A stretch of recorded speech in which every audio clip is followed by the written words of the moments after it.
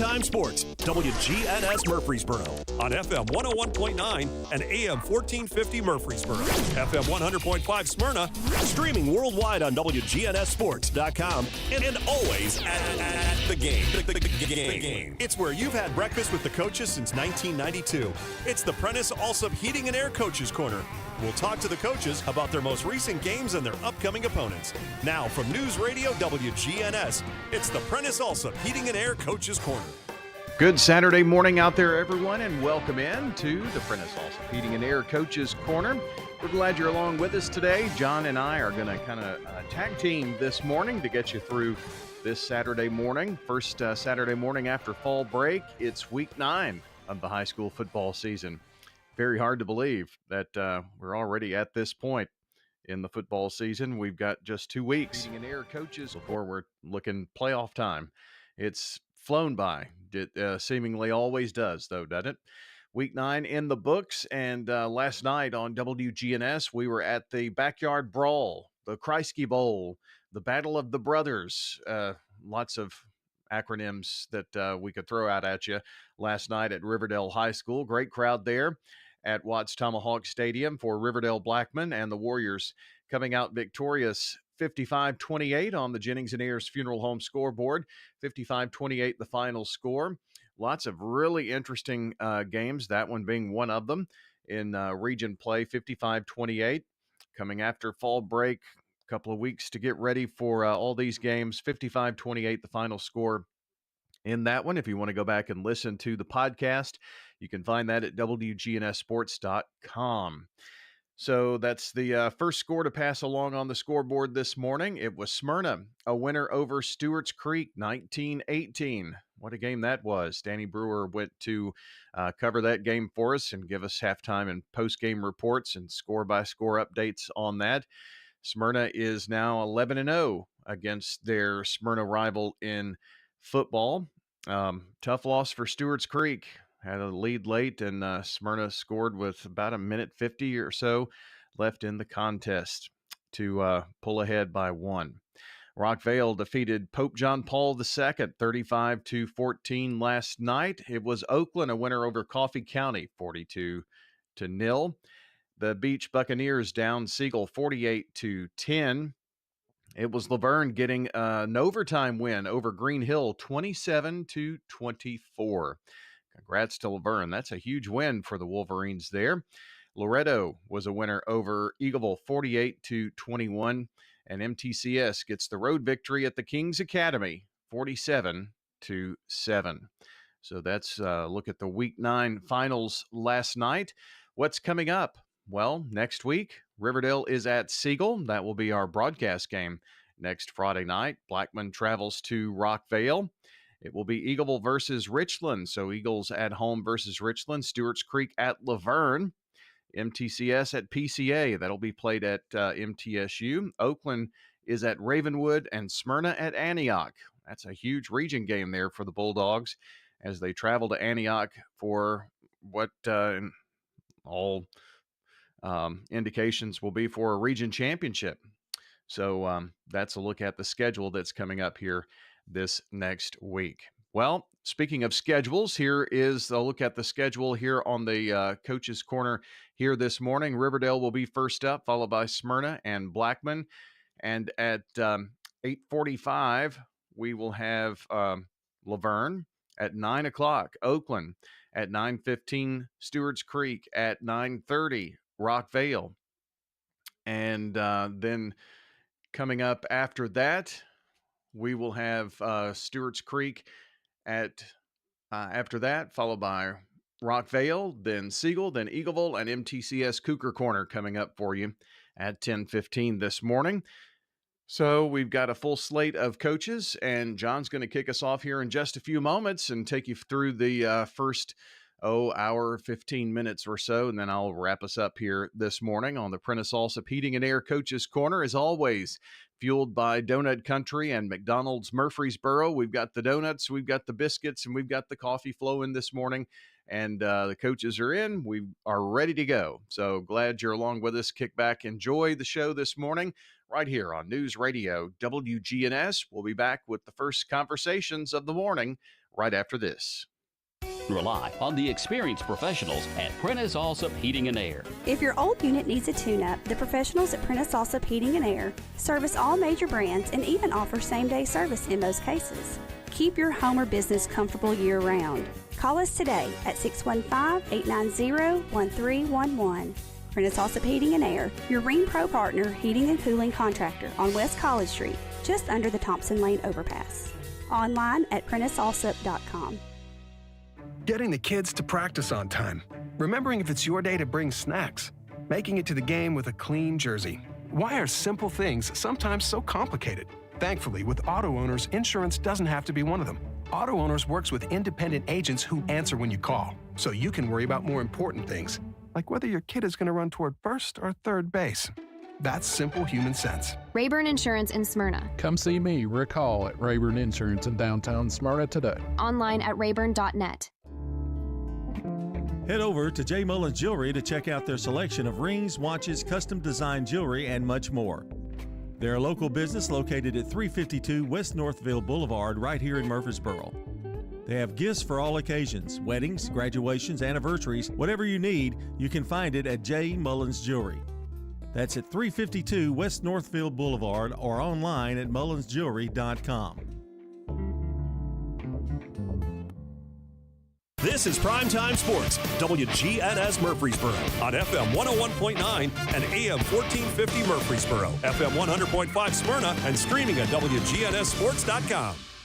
The Prentice Allsup Heating and Air Coaches Corner, fueled by Donut Country and McDonald's Murfreesboro on FM 101.9 and AM 1450 Murfreesboro, FM 100.5 Smyrna, and streaming at WGNSSports.com. And this portion of the Coaches Show is brought to you by JHA Company, Josh Houston and Associates. Jewelry, letter, jackets, yearbooks, graduation products, and more. That's JHA Company, online at jhacompany.com. John Dinkin's here, starting off the morning. We're going to be here a while this morning, and with Dalton Barrett, and we've got Coach Will Kreisky here, the head coach of the Riverdale Warriors. Big night, big crowd. We got there. I think we arrived about 5:15, which is really early, and the parking lot was already full. So, and a lot of tailgating, which is good to see, because I know that's probably the most people I've seen tailgating at Riverdale in probably 4 or 5 years, particularly after COVID. Yeah, that was really good to see, and I think there's a couple of class reunions going on, and then our student section tailgated, and their student section tailgated. So it was really special night. And then with it being senior night, and I can't brag enough on Miss Brooke Wine on what she does for senior night. I don't have to do anything with it. She does all the work. And I think she made it a really special night for all the seniors, not just football players, but cheerleaders, band members, everybody. And it was good for the community, and everybody came out and supported these high school kids and what they do in extracurricular activities. So that was really special to see. Well, I'm not going to ask you anything about being brothers and all that kind of thing. We're not going there. But It was a backyard brawl, and there were a few signs up, and I know you guys have to kind of take that with a grain of salt and just kind of – is it a good-natured thing that you guys kind of do? Or yeah, I mean, the intents of the Blackman-Riverdale rivalry is always going to be there. It doesn't matter who's coaching on the other sideline. That's just what it is and what it's been a part for many years. And that's going to be a rivalry for years to come whenever we're long and gone from these two schools. But it's fun. It's fun for the kids in both communities. And like you said, there was a lot of people there supporting both schools, and that's really neat to see. Yeah, they had a good crowd as well. Riverdale winning at 55-28 in a game. And, of course, with the being brothers and stuff, I guess both of you are kind of glad when it's over. I mean, the build-up to that kind of game, but it really mattered to you guys. You needed that win, and they needed the win. It kind of played a big part in the standings as well. Yeah, it's different now. When he was at Centennial, it was just a non-region game, and now it's a region game, a big rival game, and again, like you said, both of us needed that win for playoff implication. You want home playoffs. He wants to secure a playoff spot, and so it was a lot on the line. Again, not just me versus him, Riverdale versus Blackman, and how you gonna finish the season. I know you got off to a good start, a good opening drive, and when things click like that's great to see. You had some penalties that kind of stunted a few drives that you were trying to do, and some penalties. I know I mentioned it on the broadcast. I think Will's not going to be happy with that. But they were really intense last night. The defense particularly was really intense. Yeah, and we got to be able to control things, you know.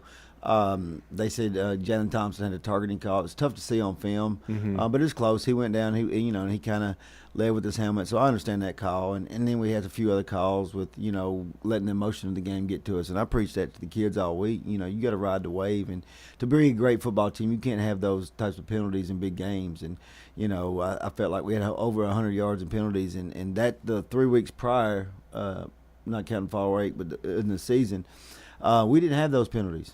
And I told him, I said, those 3 weeks, we were able to finish teams. Blackman hung around. Blackman's a good football team. I don't think we played well in spots last night, but that's a credit to what Blackman can do. Blackman moved the ball well against us. They stopped us at times. They're playing hard. It's a young football team, and they're growing. So, it was a tough football game. Blackman's record doesn't speak for how good they are. They're a good team that's lost to some really good teams, and I'm not just saying that because my brother. It's just that was a good football team last night that we played. And we've talked several times. I've talked to him about how I see improvement every week with their team. Starting out, and they're buying into what he's preaching. Really, you can tell that. I want to talk to. Let's get off the penalties because that's. But the good news. Braden Graham, what a night, 314 yards in the air, 17 of 30, 5 touchdowns. And was that kind of a thing a game plan that you guys had? We're going to put the ball up in the air more. You had great running when you ran the ball. That was very successful as well. Yeah, I was glad to see DJ Taylor back. We've missed DJ Taylor for the last 5 weeks, and I think he's finally getting healthy, and it showed last night. And I think he had over 35 yards rushing last night, 2 TDs, and it was really good to see him back out on the field, and because we'll need him as the season progresses. And yeah, Braden Graham threw the ball really well last night, but again, he gave it to a bunch of receivers. That's what's good. That's what's good about it. It's not just one receiver. You got Brighton, Keyshawn, and then you got Woodruff. Ben Woodruff, Brandon Vanderbilt, even Ryan Edmondson at times. And so, it's good to see all those guys catching the ball and seeing him getting around and them having some success. I want to talk about those two guys. And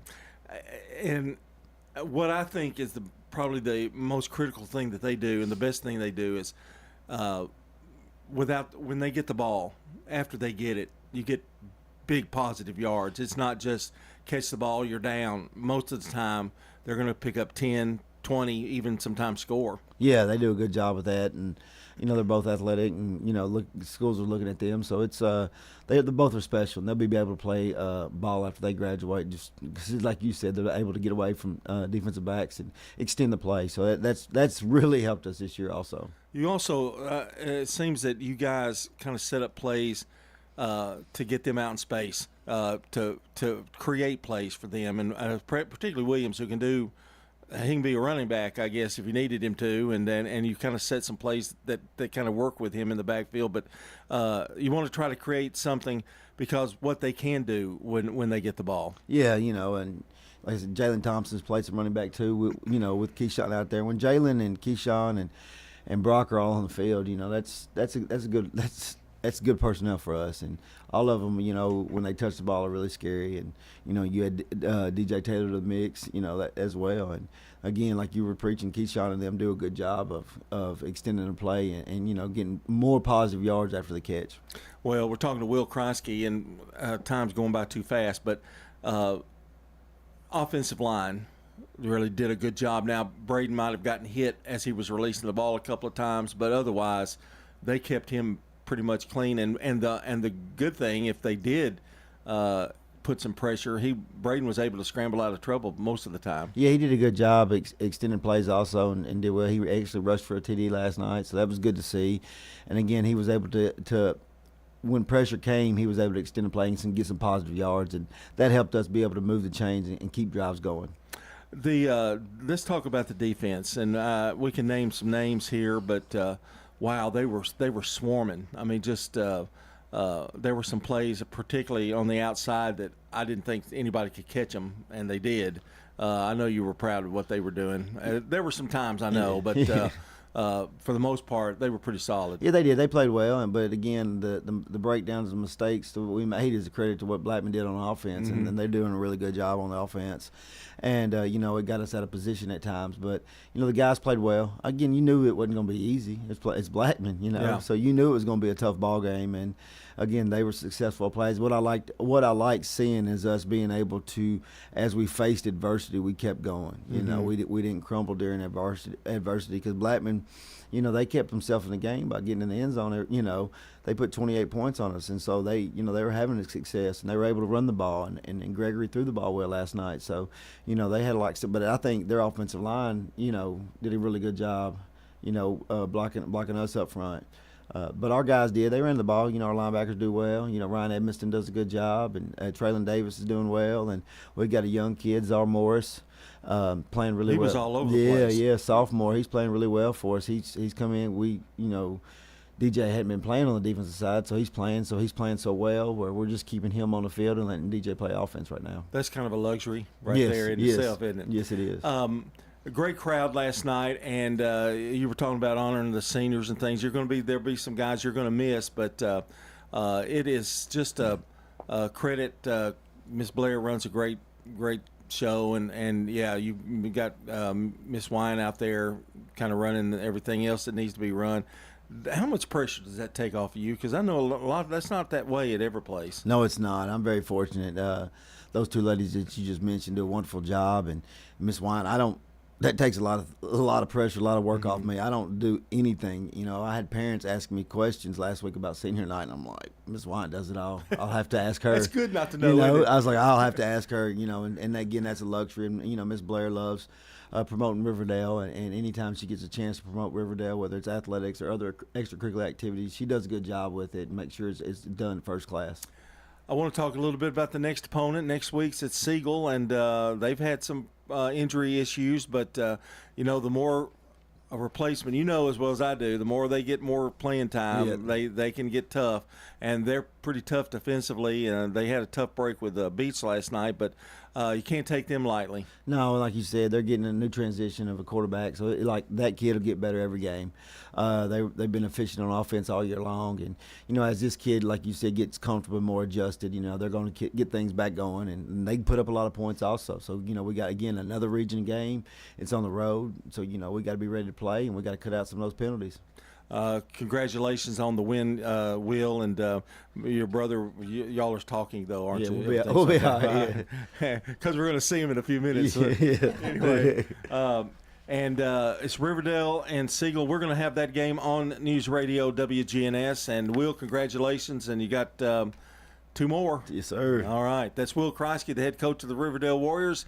And this portion of the show is brought to you by the law offices of John Day, providing superior legal representation to injury victims and their families. Find out more at johndaylegal.com. And we'll be back with Smyrna coach Matt Williams. Craig's Tax Service. We perform tax preparation, individual tax returns, corporations, partnerships, and all your payroll bookkeeping needs. Brandon Craig with Craig's Tax Service. We fulfill all your tax preparation needs from individual returns to corporations and handle any of those scary letters you may get from the IRS. Craig's Tax Service at 142 Heritage Park Drive. Call 890-2233 for an appointment. We're proud to support all Rutherford County athletes. Craig's Tax Service, 890-2233.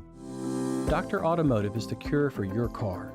Brothers Danny and Randy Brewer have been providing Rutherford County with ASE certified auto repair for nearly 20 years. You'll receive courteous and friendly customer service every time. Why? Because we grew up here, and you are our neighbors. Foreign and domestic auto repair and maintenance on Hazelwood Drive in Smyrna, just off I-24. SmyrnaAutorepair.com, 615-220-0971. Just ask for Danny. One Hot and Ready Classic. We actually changed it with... What? You've changed, Little Caesars. You've changed! You've changed! Ah! Tell me why. It tastes even better because we added 33% more pepperoni. Give me one of those. Little Caesars Pizza in Murfreesboro. 4 locations: Memorial Boulevard, South Rutherford Boulevard, Old Fort Parkway, and Warrior Drive. Walk in and walk out with the new Hot and Ready Classic with 33% more pepperoni. Pizza. You've seen the ads out there, companies wanting to buy your home. But why sell yourself short when you can get fair market value? I'm Lisa Patton. If you have an estate to settle or a home to sell, call Parks Auction. We'll work with you to sell your home or property in any condition with no costly repairs on your timeline. Why accept one offer when you can have multiple? You need Parks Auction. We look out for your best interest. Call Parks Auction today. We handle everything. If you need concrete work done, who would I call? Dan France Concrete. Here's why. He's local. He attended Walter Hill Elementary, Oakland, and MTSU. He served our community as a school resource officer for 9 years, and he's involved in the community. This is Dan with Dan France Concrete, wishing all Rutherford County student athletes a great season. Study hard, play harder, and be safe. Dan France Concrete is a licensed and insured residential and commercial concrete construction contractor serving Middle Tennessee. Check out danfranceconcrete.com online to see some of their work. Here's a question. What do you want from your electric co-op? An app for easy payment. Solar energy solutions. I just want to talk to a real person when I need help. Energy tips and low rates. Done, done, done, done. I want to fly my car to the moon. Houston, let's talk about electric vehicles. Energy Service Life. That's Middle Tennessee Electric. We're here to get done what matters most to you. Learn more at mte.com. The Prentice Allsup Heating and Air Coaches Corner, fueled by Donut Country and McDonald's Murfreesboro on FM 101.9 and AM 1450 Murfreesboro, FM 100.5 Smyrna, and streaming at WGNSSports.com. And this portion of the show brought to you by Lascassas Feed Supply, locally owned and operated by Coy and Jennifer Young, specializing in animal feeds, premium pet foods, farm supplies, and more. John Ding is back with you here on the Prentice Allsup Heating and Air Coaches Corner, and we've got Matt Williams, the head coach of the Smyrna Bulldogs. And Coach, you don't play easy games. None of them are easy. What's up?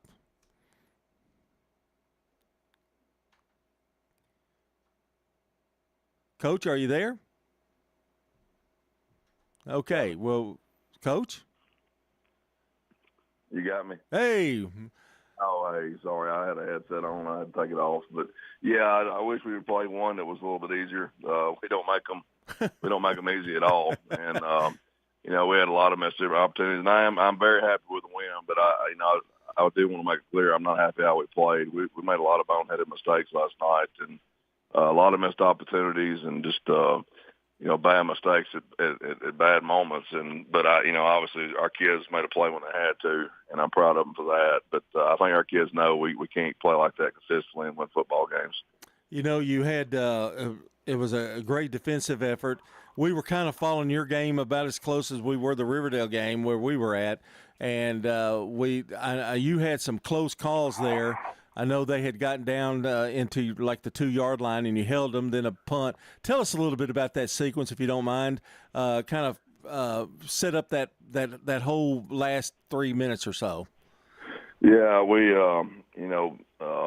they had done a good job, and we had made a mistake. We before that we'd given them the ball once on the 2-yard line, and we had a snap that wasn't good. And our punter went down, and his knee touched the ground, so we gave him the ball on the 2-yard line there to let them score. And then another time we had a strip sack inside our 20, and that's another score they had. And but in the last few minutes there, my memory's a little foggy. I hadn't slept much, but we get the ball, and it's a 4th and 7 play. It's 4th and 7. I didn't realize until I went back and watched the film last night, but got the ball back down 18-13.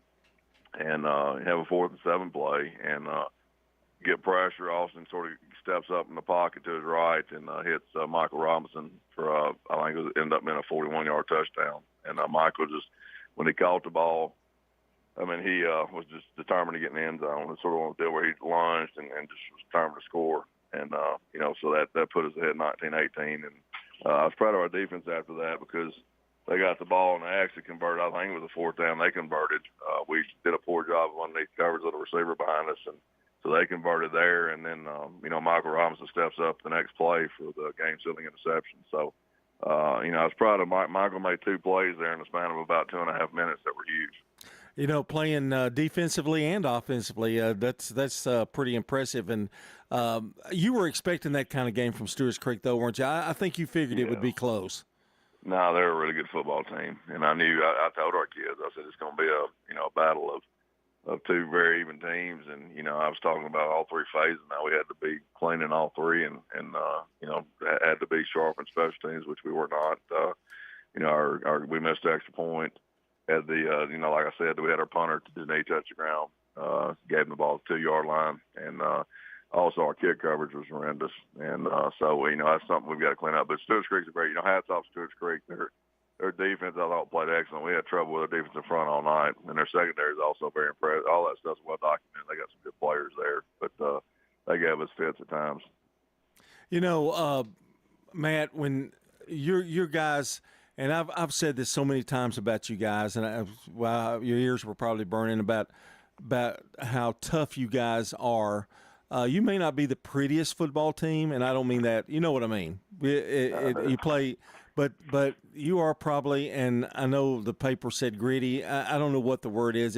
Explain it to me, because it's a mindset, isn't it? That you guys can compete and just I call it slobber knocking kind of football. The old school, and it works. Yeah, I mean our kids. I think we preach a physical mindset. We always have. And, I think both teams are physical last night. It's not taking anything away from Stewart's Creek. Both teams are physical. But yeah, I think it's a mindset, and it's funny you said that. Our mantra a few years back, our whole year-long mantra for our football team was gritty, not pretty. And that's sort of a thing we sort of live by. And we expect to be a physical defense. We expect to be physical up front on offense. And those things are things we had to grow into this year, because early in the year we were not. So I'm proud of our kids for buying into our message. And I've said it on here before. When you're sitting at 0-4, it's easy to not have the competitive spirit to want to keep going. And these young men have done that. And I think it's just a group that, it's a special group, because I think they're so coachable. If they weren't coachable, we wouldn't be in the position we're in right now. So, hats off to our football team and our kids for their competitive spirit and moral fiber that's made them just keep buying in. I think in week 4 we talked. You were like 0-2 at the time, 0-3, and there was no need to panic during that point of time, because a lot of teams could probably do that, start pointing fingers and that kind of thing. But you kind of kept them all together. Your coaching staff did, and I guess credit to the players because they stuck together. Yeah, and our coaches have done a great job. They're a big part of that too. It's not just me. They're the ones selling the message as well.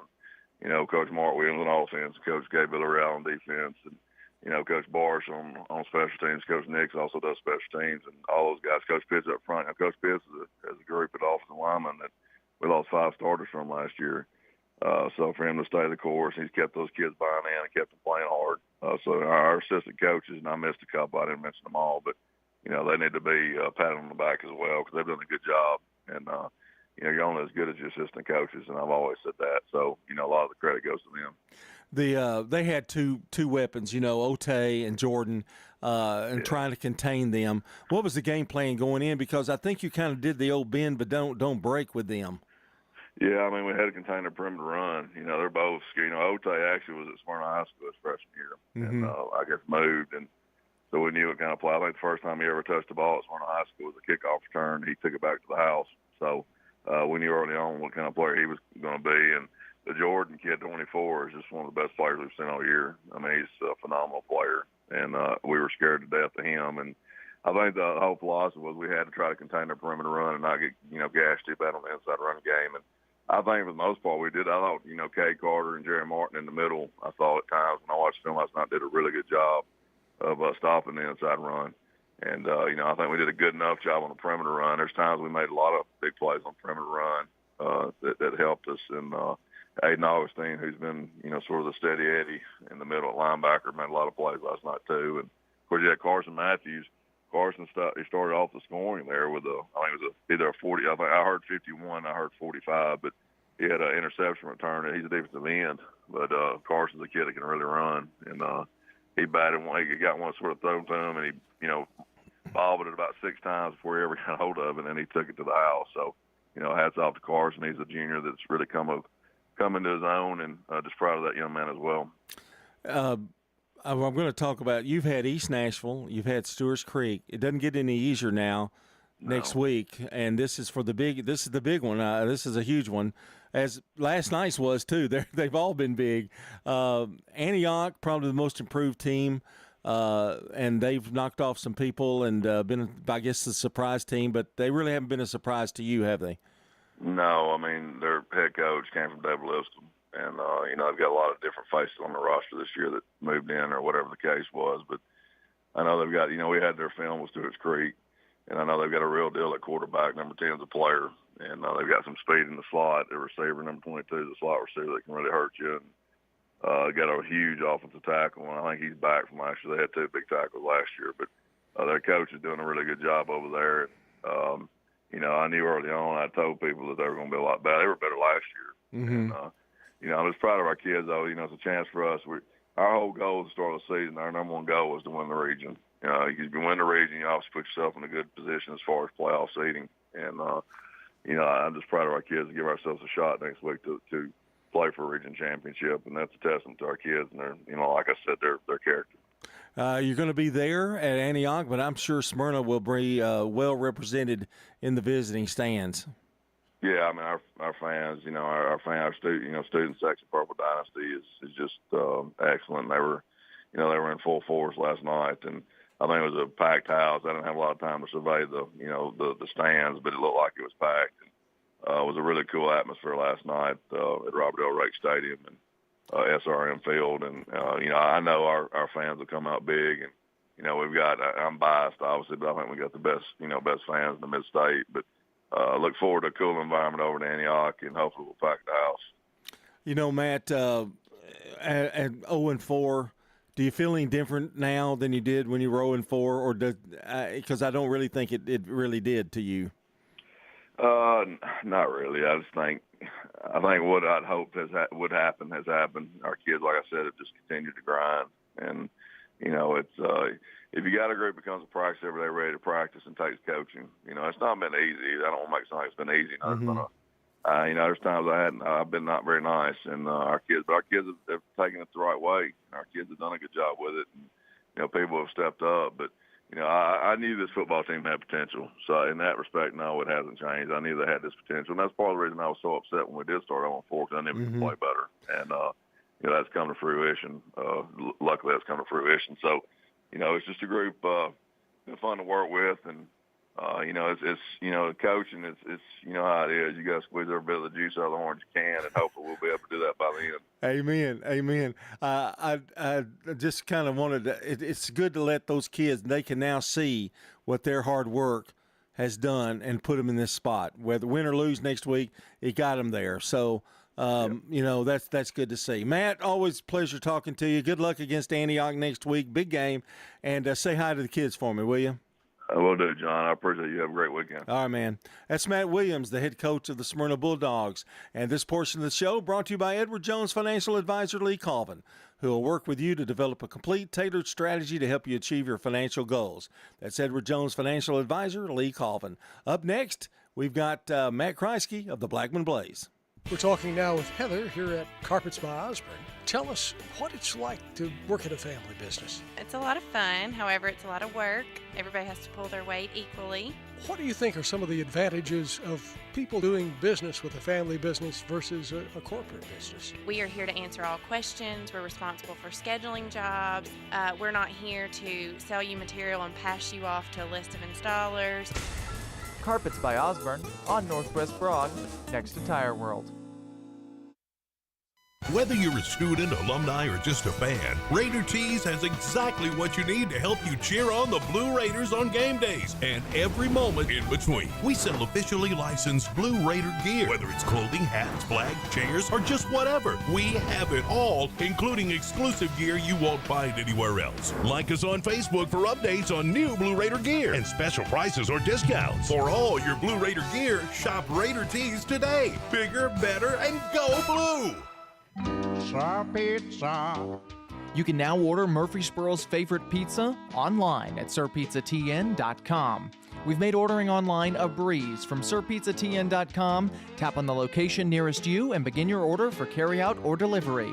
You can order the Royal Feast, create your own, spaghetti, calzones, everything right from our online portal at SirPizzaTN.com. Sir Pizza, you made me love pizza again. Rely on the experienced professionals at Prentice Allsup Heating and Air. Whether it's the blazing heat of summer or the bitter cold of winter, let the Rheem Pro professionals at Prentice Allsup Heating and Air Conditioning on West College Street keep your home or business comfortable year-round. We service all major brands and in most cases offer same-day service. Call us today at 615-890-1311. Prentice Allsup Heating and Air, your Rheem Pro partner heating and cooling contractor on West College Street, just under the Thompson Lane overpass. The Prentice Allsup Heating and Air Coaches Corner, fueled by Donut Country and McDonald's Murfreesboro on FM 101.9 and AM 1450 Murfreesboro, FM 100.5 Smyrna, and streaming at WGNSSports.com. Welcome back to the Prentice Allsup. I've lost my. Okay. All right. It's the Prentice Allsup Heating and Air. It's sponsors. They're our sponsors. Family owned and operated since 1977. Get the best service with Prentice Allsup Heating and Air online at PrenticeAllsup.com. Matt Kreisky joins me, the head coach of the Blackman Blaze. And a game, you look at the score, 55-28. You know, Riverdale, big win for them. But you guys have no quit in you, and I know you're glad to see that. I know there were some things that we'll talk about, and we'll start with a few of them. Field position was not good all night.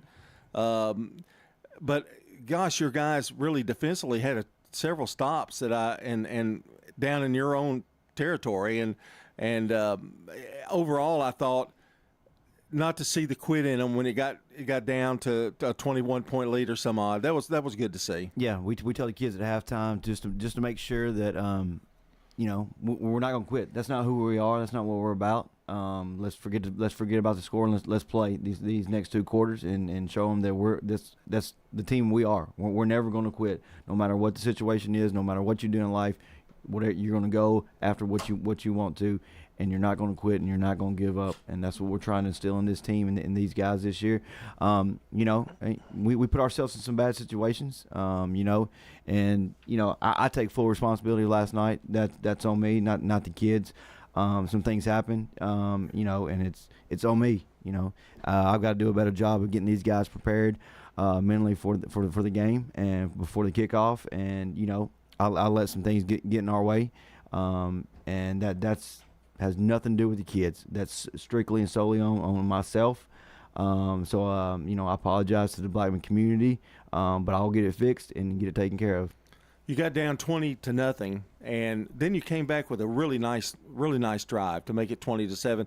At that time, you felt I would think you felt pretty decent because you had some opportunities there. We did, you know. I hate to say it, but you know, we've been in those situations all year where we feel like we've been a play or two away. If we would have connected on a play or two, you know, we've been right there in the game, and you know how kids are. You know, if you feel like you're close, you know they're going to play with that extra edge and extra step. You know, we just gotta. We're just, again, you know, I know we're going in week 9, but we're just so close at times to being in really big ball games. You know, I was really proud of Carter. You know, things didn't go well last night, but he kept playing. Kept doing everything we asked him to do. You know, I challenged Caden Perkins after one series. The next series, he ripped off 2 big runs. Mm-hmm. You know, that says a lot about those kids. You know, defensively, Anthony Hernandez. You know, he came to another senior came to the sideline talking to me. You know, they're seniors. Our seniors are giving us everything they got, and I'm really, really proud of them. And I know they're going to finish these last 2 games out strong. You know, and the younger guys, the juniors that are in there, they're grown. They've grown up.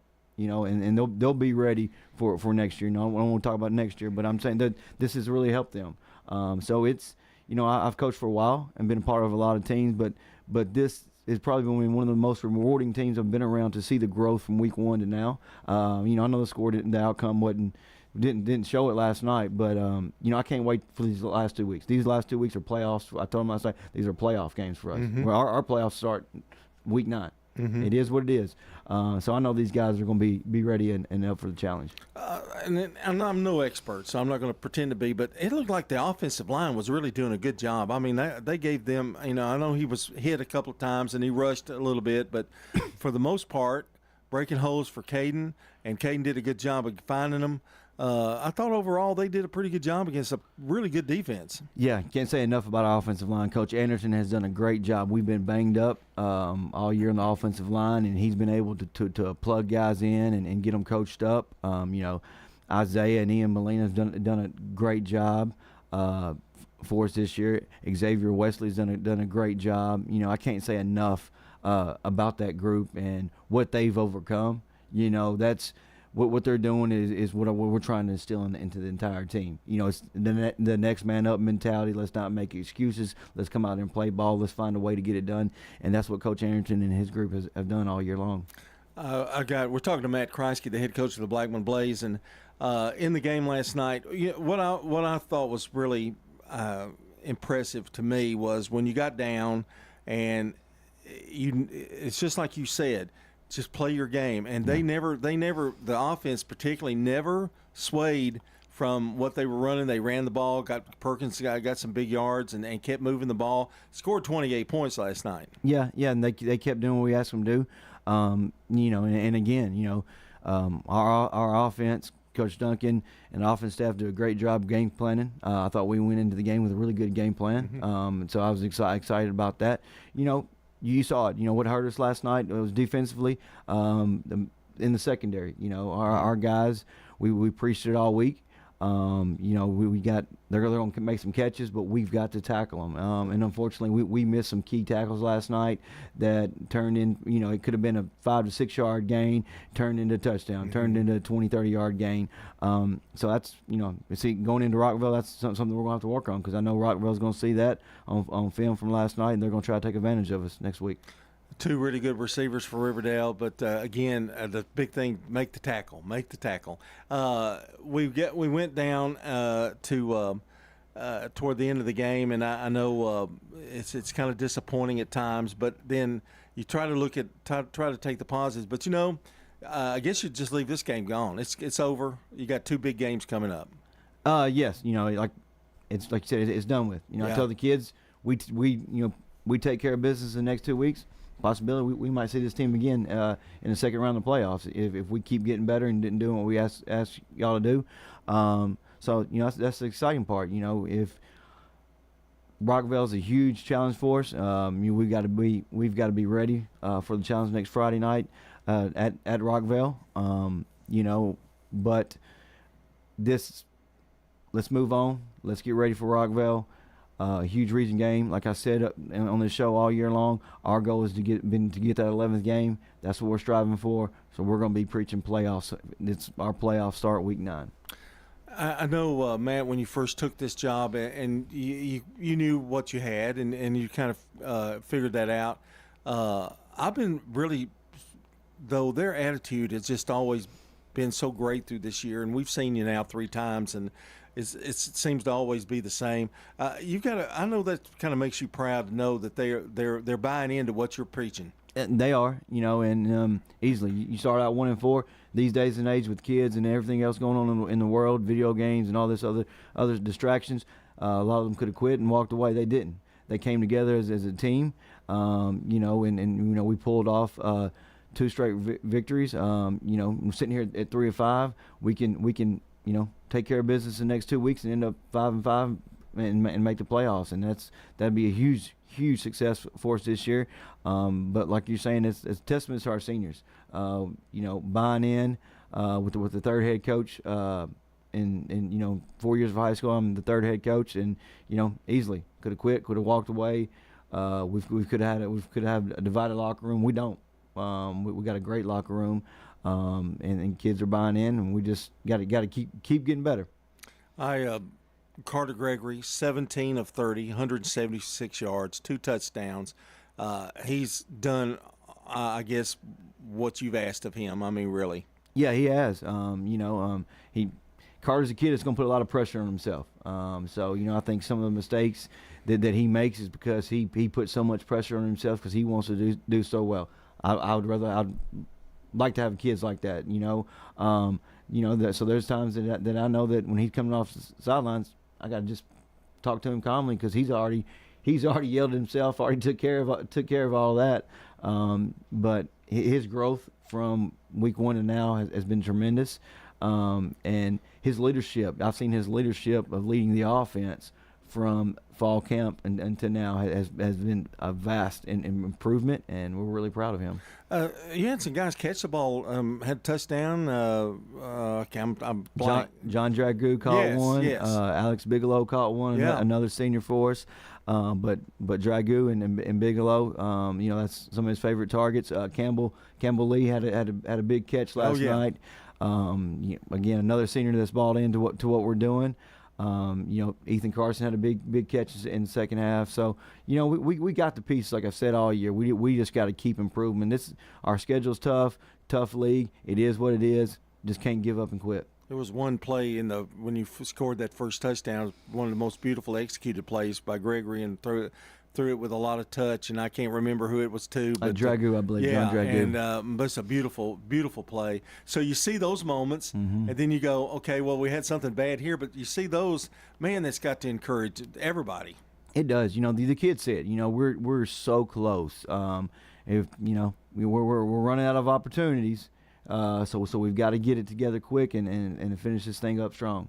Well, Rockville's up next. They're a team that had to face a little adversities and some injuries, and they've come back, and they had a win last night. And what do you have to watch out with Rockville? I know they like to move the ball, and they like to throw the ball as well. Yeah. I think they're a tough physical football team. They're underrated defensively. They're really good up front. Yeah, from what I've watched some, this morning, I think, like you said, defensively they're really strong. I think Coach Matthew Delk, the defense coordinator, does a great job of getting those guys lined up and putting them in the right spot, so they're going to be fundamentally sound. So we've got to be ready for that. And then, offensively, we've got to slow them down. They got guys that can make plays. You've seen it all year long. I think it's going to be a pretty evenly matched game. So it's going to be a tough challenge for us. It seems like, and you're going to Rockville for that game, Mm-hmm. it seems like every game's a rivalry. Everybody talks about Riverdale Oakland, which is the oldest, the dean, but there's Blackman, you and Riverdale. I think you and Rockville are going to develop one, if not already. It seems like every week is rivalry week. Yeah. It started out with Stewart's Creek. Right. I felt like that was a rivalry game. Yeah. Riverdale, and then now, I've heard a lot of kids talk about it. This is a bigger rivalry than the Riverdale. I was like, there's no way it's a bigger rivalry. They were telling me about it last night when we got back. So, we'll see. Yeah, there are a lot of kids. They know each other from there. Matt, as always, appreciated, and good luck next week, and keep going great things there at Blackman. Thank you. I really appreciate it. That's Matt Kreisky, the head coach of the Blackman Blaze. This portion of the show brought to you by J. Mullins Jewelry, a family-owned and operated business treating clients like family since 1938. Jewelry design, repair, and a wide selection of great jewelry pieces online at mullinsjewelry.com. Craig's Tax Service at 142. Okay, they don't need to know who's next. Services. This is Brett Craig with Craig's Tax Service. From personal tax preparation to business bookkeeping, payroll, and taxes, at Craig's Tax Service, our staff is here to help. Get help with your taxes. Call 890-2233 for an appointment. As a former Siegel Star football player, I know the importance of the high school sports experience. Good luck to all county student athletes. Craig's Tax Service, 890-2233. Franklin's Printworks has been in Murfreesboro for over 25 years. We are a full-service commercial printer, everything from business cards, brochures, booklets to banners. My name is Jeff Carlton. I handle sales and marketing for Franklin's Printworks. We hear a lot people who have been working with printers on the internet, had issues, and they know that if we're working with someone local, that A, they know where to find us, and B, they know that we'll take care of it because we have to take care of our neighbors. Our website is franklinsprinting.org. Winners Trophies can help you with customized awards for any occasion. Owner Kelly Hockenberry continues to provide awards for sports teams, churches, recognition awards, and more. Call Winners Trophies at 904-6002. That's 904-6002 for the best in quality, service, and pricing. You can also email Kelly, winnerstrophy@comcast.net. That's winnerstrophy@comcast.net. Any award for any occasion. Winners Trophies, 904-6002. We're here at Rick's Barbecue catching up with Anne-Marie Brent, who tells us not only do they have barbecue, smoked chicken, loaded baked potatoes, but the slaw dogs are out of this world. I do love the slaw dogs. People are like, is that a big sausage? I'm like, no, it's a deep fried hot dog. And the slaw that we put on them is a spicy mustard slaw. It's actually really good. I like to dip it in white sauce. Rick's Barbecue has awesome deals to feed the entire family. We have family packs, and it can feed 4 to 6 people. We have a picnic pack, which is the family pack doubled. Rick's Barbecue, 212 Warrior Drive. You've changed thousands of diapers, played hours of peekaboo and duck, duck, goose. You'd do anything to protect your kids. I'm State Farm Agent Dana Womack, and it's important to protect them with life insurance. I can make it easy and affordable for you to protect your family. You've changed thousands of diapers, played hours of peekaboo and duck, duck, goose. You do anything to protect your kids. I'm State Farm Agent Emerson Williams, and it's important to protect them with life insurance. I can make it easy and affordable for you to protect your family. It's Brian. I want to tell you why I absolutely love First National Bank of Middle Tennessee. As soon as you go in or pull up to the drive-thru, there's always a hi, what can I do for you? I've been seeing the same faces for many, many years, and that says something about them. At First National Bank of Middle Tennessee, it's more than banking. It's about people. I guarantee you'll feel the same way. If you're not getting that from your bank, come on over with me to First National Bank of Middle Tennessee on Gateway and Memorial Boulevards. Member FDIC, Equal Housing Lender. Dr. Russell McKissick of Tennessee Orthopedic Alliance talks about the grassroots effort in our local schools to ensure proper care for players. To make sure our teams are covered here locally, be there for our trainers. Yeah, it's a passion that we have to try to take care of our athletes here in town and be there just to keep everybody playing as healthy and as best they can. From a community standpoint, one of the most important things you do at TOA, I'd guess. I think it's definitely a way to pay back to our community, just to be there for them and watch some great sports too. Tennessee Orthopedic Alliance, TOA, live your best life. The Prentice Allsup Heating and Air Coaches Corner, fueled by Donut Country and McDonald's Murfreesboro on FM 101.9 and AM 1450 Murfreesboro, FM 100.5 Smyrna, and streaming at WGNSSports.com. And this portion of the show brought to you by Ideas Tees, who will be happy to help you fulfill all of your imprinted apparel, embroidery, and advertising specialty needs. Find out more at ideastees.com. It's kind of rough in the old studio when both of your board producers are 6'2" or taller. John Ding is back with you, and we have Mike Woodard, the head coach of the Laverne Wolverines, on the phone. Mike, congratulations. Big win. Yeah, thanks, John. Big win. Very proud of our guys. Great environment there, tough game, had a lot of adversity. And our guys just hung in there and showed resiliency that we hadn't shown at other times this year. So really proud, really happy for them. I am going to say this: you have been in some of the weirdest, strangest games all year long. I mean, it just keeps coming. I think you've seen it all. Overtime win last night, and quite honestly, I think if people were to pick those games, they were going to say, well, Green Hill being 6-1. It's going to be tough for Laverne, but you stayed with them the entire game. In fact, led most of the way. Yeah, they, each of us scored on our first possession, and then there was no more scoring, and we made 7-7. I'm sorry, at half, and then we came out and we got the ball first, and took the lead. But then they scored 2 possessions in a row, got the lead back. We answered. Very next play, go 79 yards through the air, tie it back up, and that second half flew by, and next thing you know, it's like, oh shoot, we just got 2 minutes left, and looks like we're going to be playing for overtime, but they get a shot at a field goal. Got the end of regulation, which they missed, and then we hit overtime, and defense did a great job, held them to a field goal, and we were fortunate enough to score a touchdown. Green Hill, pretty good football team too, and I know they weren't expecting to have a fight on their hands with you. Talk about Dominique Jones. I'm sitting here with his stats in front of me. 5 or 8 passing for 128 yards, rushed 12 times for 57 yards, and the kid has really come along over the course of the year.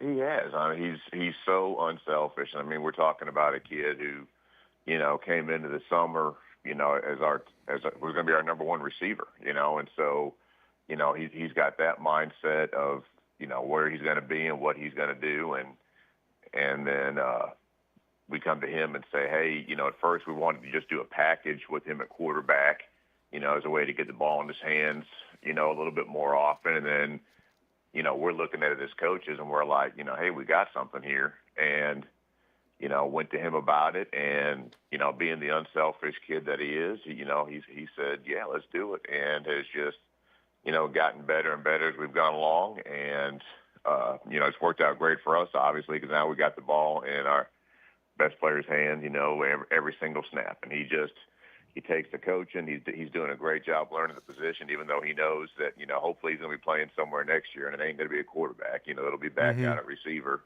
But he's doing everything he can to be the best quarterback he can right now to help us win games. And last night, he really grew up. I mean, he made some really big plays under pressure in the pass game, and then run game wise, it was really a case of him you could see him being more comfortable and making the correct reads and running the offense like it's supposed to be run.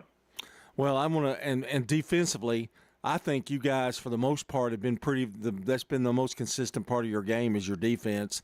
Cannon Burrows is a really good sophomore quarterback for Green Hill, and he passed for 192 yards, but you look at the points, that's kind of bend but don't break kind of mentality there by the Wolverines.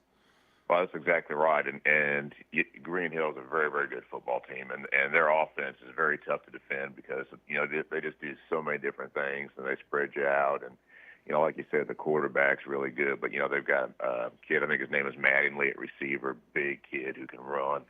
He's tough to guard. They got a couple running backs that run the ball really hard, so, we just try to preach to the guys all week, defensively, just make sure the play ends in a tackle. They're going to get some yards. We're not going to go up there and just get 3 and outs. We're probably not going to get, 4 takeaways.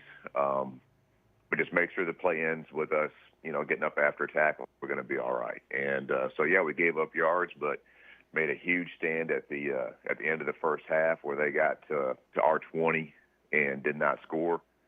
And then, like I said, and then right before, or at the end of regulation, made a stop again to make them have to try a field goal that they missed. So, those 2 possessions were huge. And in each case, we gave up some yards, but, when it came down to it, we made the stops that we needed. We're talking to Coach Mike Woodard, the head coach of the Laverne Wolverines here on the Prentice Allsup Heating and Air Coach's Corner.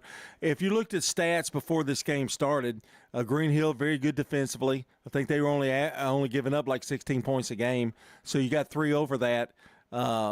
It's kind of a good feeling to see work and the hard work that you put in with these guys, and because there's a couple of games, you could have won those games, and I know that's disappointing, but this is one that went in your favor. I know those kids needed that win last night. Oh, they did. I mean, and you could just you could see it, but you could also just feel it. I mean, it had a different feel to it. And of course, I'm sure part of it was because it was an overtime win and, it did come down to the wire like it did. But, again, so much credit to our kids. I mean, they had, it's their senior night and they had 35 seniors they were recognizing. And I think we had 48 guys total that were even dressed for the game, but those 48, man, I mean, they've stuck it through some hard times and, are now starting to see the benefits of it. And, I think they're starting to gain some confidence now and believe in it. And they should because, we're playing better football. I mean, last night was definitely the best game we have played to this point, and that's what you want this time of year. You want to be playing your best ball, at the end of the year. And but still understand, there's some things we can get better at, but we should be excited Monday to come in and get back to work and get ready for the next one. Mike, take us through the overtime. You know, it's 27-21. Overtimes are different. Take us a little, if you can remember. Yeah. Take us a little bit through that overtime, because that's kind of new for your guys. I think you've been in one already. Is that right? In this year or not? I can't remember. No, we have not been in an overtime game this year, and it was funny because as a coach, sometimes you just make assumptions about what your kids know, and so I had grabbed Dom because he was going to be the captain that goes out for us, and I said, hey, now we win the toss. Don't say we defer. Say we want to start on defense. And he looked at me like I was crazy. He said, defense. I said, yes. I said, we want to go on defense. Right. Somebody behind me says, is this like the NFL? And I was like, oh, boy, here we go. So I had to call them all over and explain how, the overtime process worked and that we were going to hopefully start on defense. And if they scored, that was okay because we would get the ball, And you know what you have to have. Too, right? Exactly. So, in about 30, 45 seconds, trying to explain this to 48 teenagers, So, yeah, we get that, and we did win the toss, and so, we chose defense, and they, like I said, defense did a great job. We held them to 5 yards, so they had to kick the field goal, and then we get the ball, and it's basically like I asked our O-line coach, B.J. Oliver. I said, hey, do we go for the shot right now or just pound it 4 times? And he's like, well, let's take the shot. So we called a pass for Eric Pitts that, we've hit all summer long. Dom and him have a good connection, and Eric is a great, big body with good hands right in the middle of the field. And, just a little play action to hit our 6'1", 220-pound tight end in the middle of the field. And it worked, and we scored.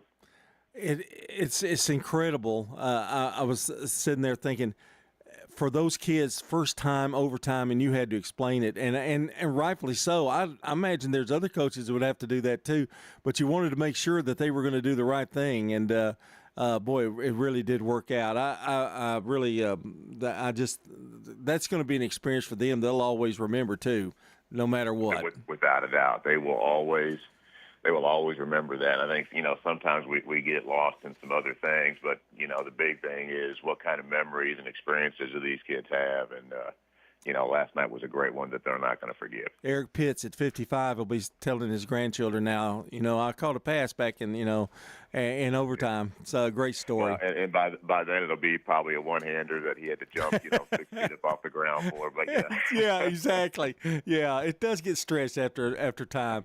Let's talk a little bit now. You got another big test. Stewart's Creek's coming to your place. I know you feel like you're playing pretty well right now. Stewart's Creek coming off a loss. They pose some problems. They've got a couple of good talented athletes out there, along with really good defense, and the quarterback's pretty heady too. He knows what's going on.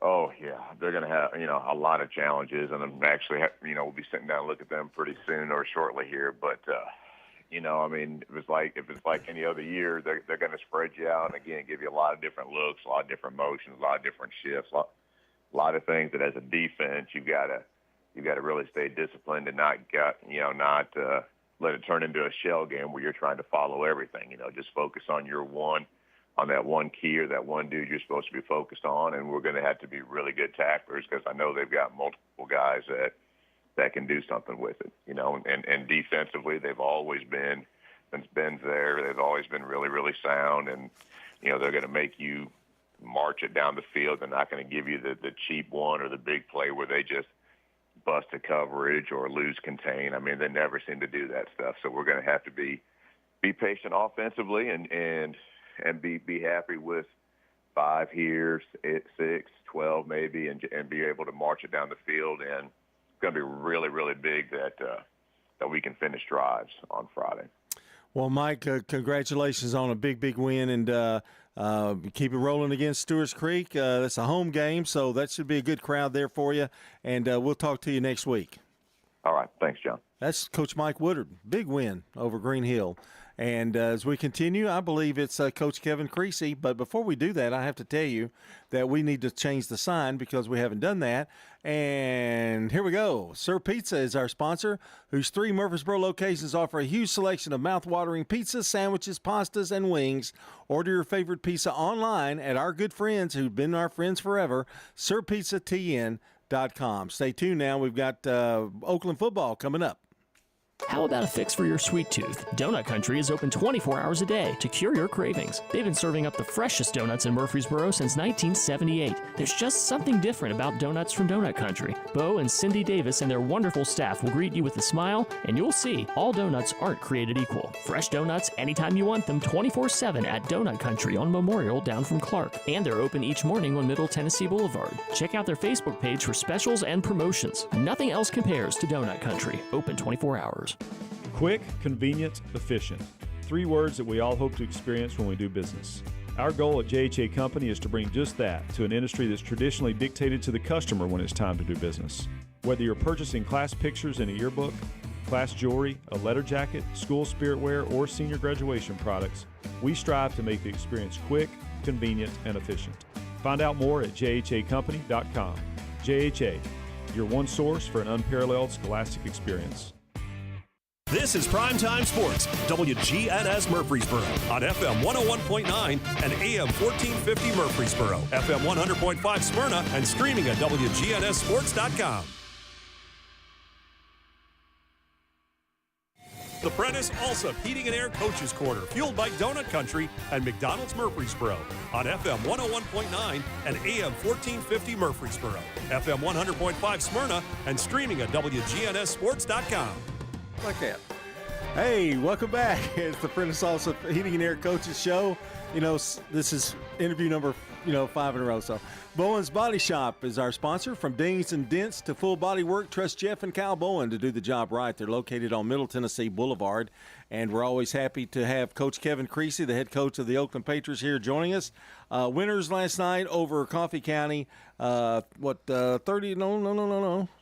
42-0. I had you down at 35 in my head for some reason. That's right. And we were watching your kind of checking your game out, and a big shutout, which that's always nice for a defense, isn't it? I mean, just kind of it's a little bit of a pride thing, isn't it? Oh yeah.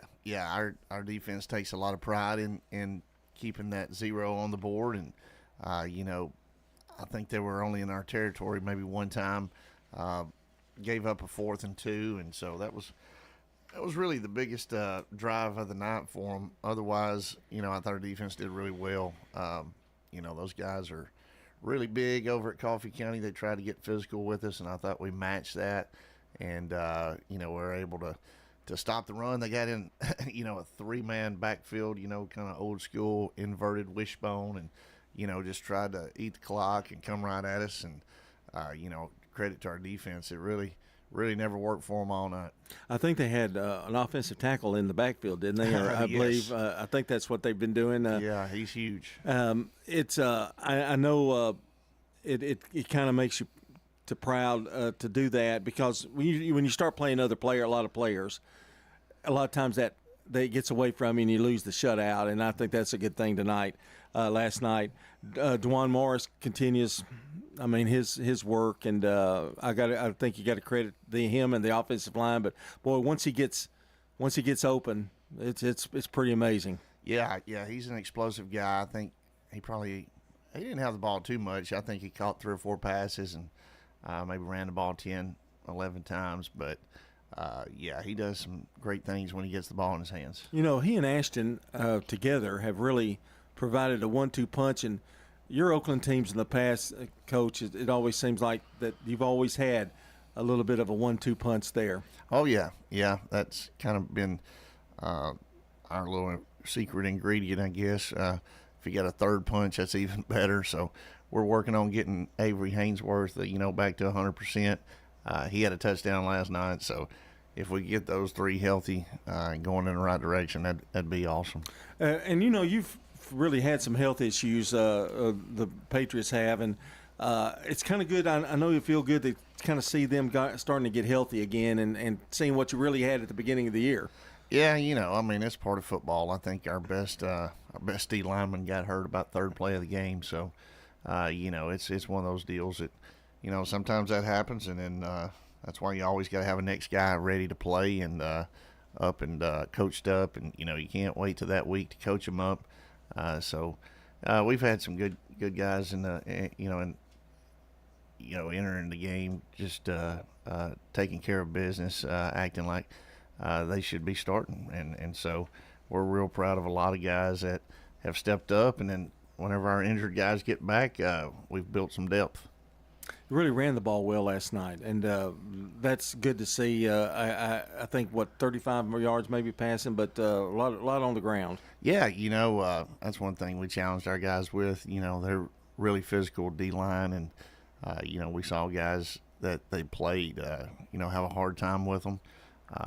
They held Rockville to 1 first down in the first half, and, they really got after their quarterback, really, had a long night, because he kept getting hit and sacked and all that stuff, pressured. So, that's one thing we were going to make sure our quarterback stayed upright, and then we wanted to see if we could run the ball against a big, strong defensive line like they had. And, that's a real credit to our offensive line. And, it starts up front, of course, and then, of course, we have a good tight end, good H-back. So those guys were blocking. And what's cool is when, the other running back doesn't have the ball, it's good to see what they do. And, it tells you a little bit about them. If they're blocking their tail off for the other guy, that just shows you how unselfish they are and how good, we can be when you got those kind of players on the field. I want to throw a little love out to Marcus Bullard, who does a lot of good blocking. He got a touchdown last night, and good for him. Yeah, we were kept, running off tackle, and then next thing you know, they got about 11 guys on the line, and Mark is a hard guy to bring down, so we just gave it to him. Instead of him blocking like he usually does, we gave it to him, and he walked in the end zone.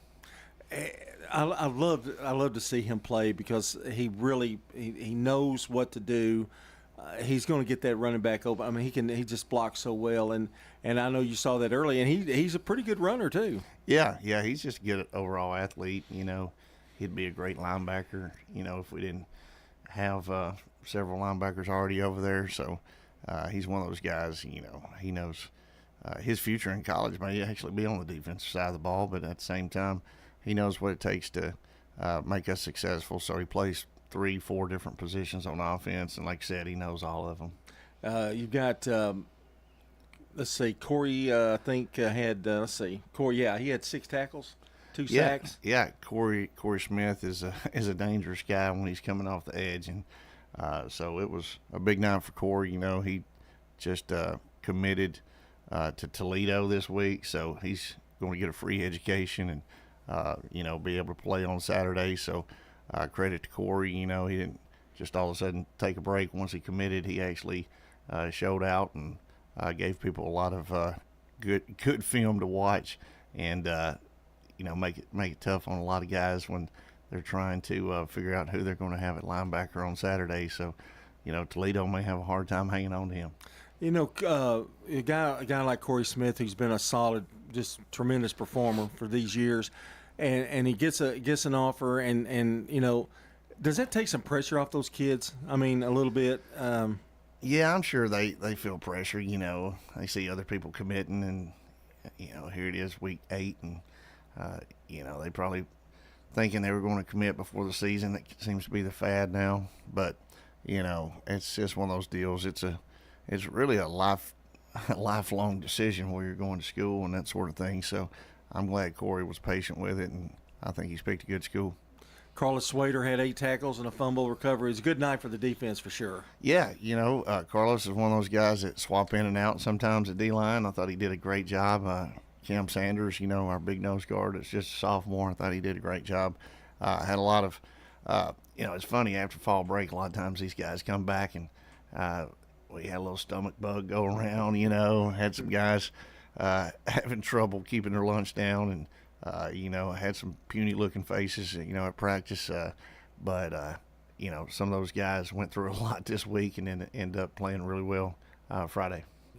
We've got you got 2 weeks. You've got Ravenwood and then Riverdale, which if Riverdale gets by Siegel, they will not have lost in the region. So I don't want to get too far ahead. Let's talk about Ravenwood a little bit. They're always scary. They're always a good team. Yeah, real good team.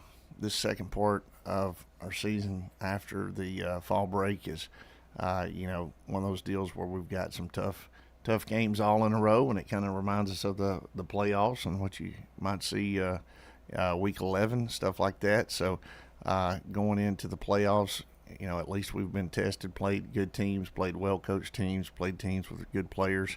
Week 9 and 10, definitely going to have our hands full. It's going to be an interesting next 2 weeks for sure.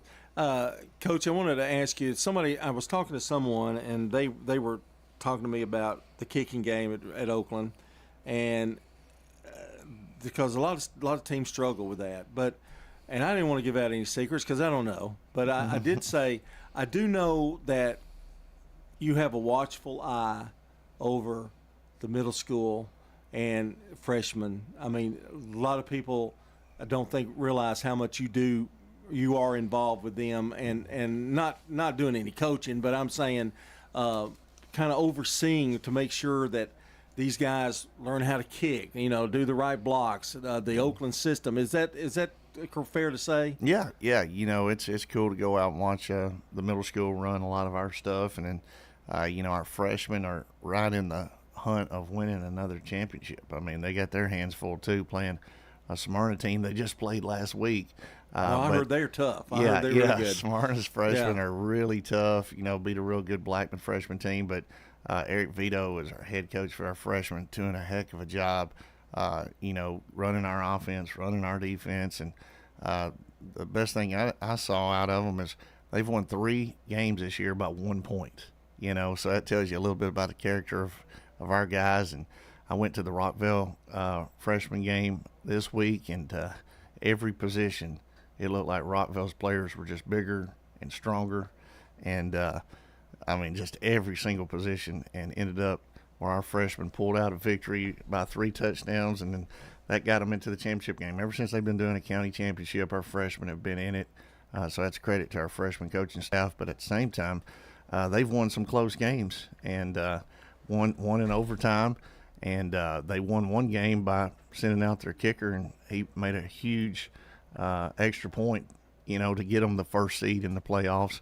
And so, we feel like special teams are important all the way down the line. And when are you going to put a kicker in a pressure situation? Well, we got a 14-year-old that's already been in a pressure situation and nailed an extra point to win the game. So that's kind of what we've always done, and we continue to do it, whether it's JV or varsity.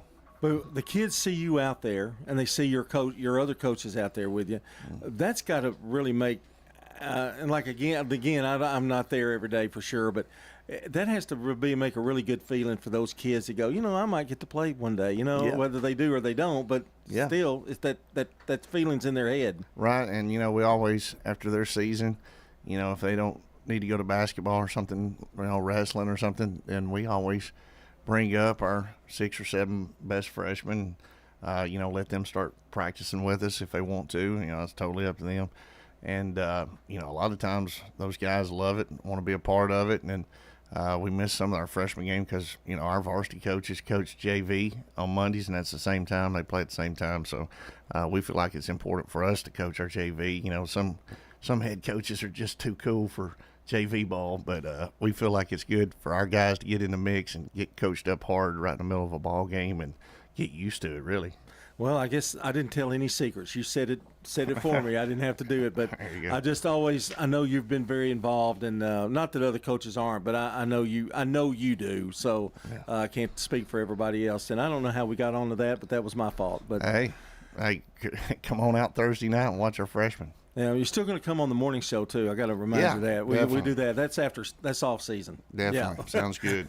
That's Coach Kevin Creasy. He's got Ravenwood next week, and this portion of the show brought to you by Bowen's Body Shop. From dings and dents to full body work, trust Jeff and Kyle Bowen to do the job right. They're located on Middle Tennessee Boulevard. We'll be back with more of the Prentice Allsup Heating and Air Coach's Corner. This is a paid legal ad. Hi, this is John Day of the Law Offices of John Day. For more than 30 years, my team and I have worked hard to help injured people throughout Middle Tennessee. Over that time, we've helped thousands of people get the legal help they need when they've needed it the most. And if we're not able to help or aren't the right lawyer for you, we'll do the best to point you in the right direction. If you've been injured, call the Law Offices of John Day for a free consultation. And remember, There's no fee unless we win your case. Hello, this is Coy Young at Las Casas Feed Supply. We'd like to welcome you to our door and help you find the customer service and expertise that exceeds your expectations. Las Casas Feed Supply caters to all homeowners with a quarter acre to several acres, focusing on premium feeds and dog foods you won't find in box stores. Nutrition is our specialty here at Las Casas Feed. And yes, you can even get milk from the MTSU dairy at Las Casas Feed Supply, the best milk in town. Las Casas Feed on Barlow Lane, just off Highway 96 East in Las Casas. Don't let concerns about today's events derail your long-term financial strategy. Hi, I'm Edward Jones Financial Advisor Lee Colvin, and I'm here to help. We can work together to understand the impact of these events and make sure that your goals are top of mind. While you can't control market volatility, we'll help focus on what you can control. We can connect in several virtual ways. Start by giving me a call at 615-907-7056. Edward Jones, member SIPC. Rely on the experienced professionals at Prentice Allsup Heating and Air. If your old unit needs a tune-up, the professionals at Prentice Allsup Heating and Air service all major brands and even offer same-day service in most cases. Keep your home or business comfortable year-round. Call us today at 615-890-1311. Prentice Allsup Heating and Air, your Ring Pro partner heating and cooling contractor on West College Street, just under the Thompson Lane overpass. Online at PrenticeAllsup.com. When Rutherford Countyans think of insurance professionals, they think Rayburn Insurance Agency at 200 South Lowry in Smyrna, meeting the needs of thousands of customers since 1973. You can trust Rayburn Insurance with all your needs, a place where customer service really matters. It's personal with Rayburn Insurance, as fans of local sports, as friends, and as insurance professionals. Check them out at rayburn.net or call 615-459-4145. Rayburn Insurance, for business, auto, home, and life insurance. The Prentice Allsup Heating and Air Coaches Corner, fueled by Donut Country and McDonald's Murfreesboro on FM 101.9 and AM 1450 Murfreesboro, FM 100.5 Smyrna, and streaming at WGNSSports.com. We're back here on the Coaches Show, brought to you by by Craig's Tax Service, that is, specializing in personal and business tax preparation, financials, and bookkeeping services. Find out more at CraigsTaxService.com. Time to talk Stewart's Creek football. Ben Caudill joins us this morning, just coming off of the Mayor's Cup game with the Smyrna Bulldogs. 19-14, the final score.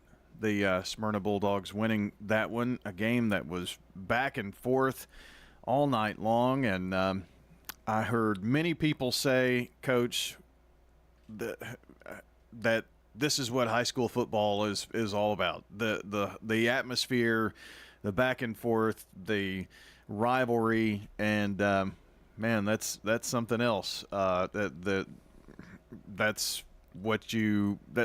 just what high school football is all about. What do you think? Yeah, it was a great environment. Really, we've had some long bus trips this year: Tullahoma, Hillsboro, Clarksville.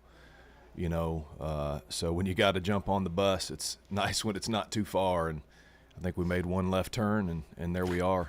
So I've been at Stewart's Creek 5 years. We've only played Smyrna at home once, and it'll be nice to get that gate back next year. I know, nobody ever goes broke hosting the Red Hawks. So it was a packed house. And like you said, certainly a great environment. You have played in now 11 of those games, and Stewart's Creek has been here, 11 years? So the last few before this year have not been region games, but this one was. You're back in the region with Smyrna, so this game had a little extra importance, didn't it? Oh yeah, it always does. This is my 5th year at Stewart's Creek. Won as an assistant in 2019, and the last 4 I've been blessed to be the leader of our program, and this is a special game. It's one that means a lot. It doesn't take long, to realize, how important this is, and to everybody in the community. But to me, Brian, it's built off of respect. It's not built off of anything else. And to me, that's what a close rivalry, should look like. I have a lot of respect for Matt. He's the longest tenured coach. To my knowledge, I believe it's him. Maybe it's Floyd. I'm not sure. But, Matt's been around a long time and does a great job. I respect both of his children a lot. He's a great leader. His brother's with him. I know he was heavily involved in their offense last year, calling their offense this year. So a great game played by both sides, really kind of a defensive duel, if you will. I know that special teams is always important in this game, and I know both sides kind of had a few plays in special teams I know that we wish we could have back. At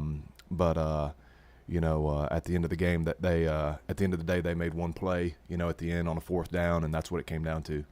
Well, let's just kind of talk a bit about how the game progressed, and the first score of the game was an interception that gave or set up Smyrna with the first score. So that really kind of set the tone for a defensive game, didn't it? Yeah, we kicked off to start the game, Brian, and they fumbled and we get the ball I think on their 18-yard line, and our first play was a wide open receiver in the end zone. Kenny was wide open and we overthrew it.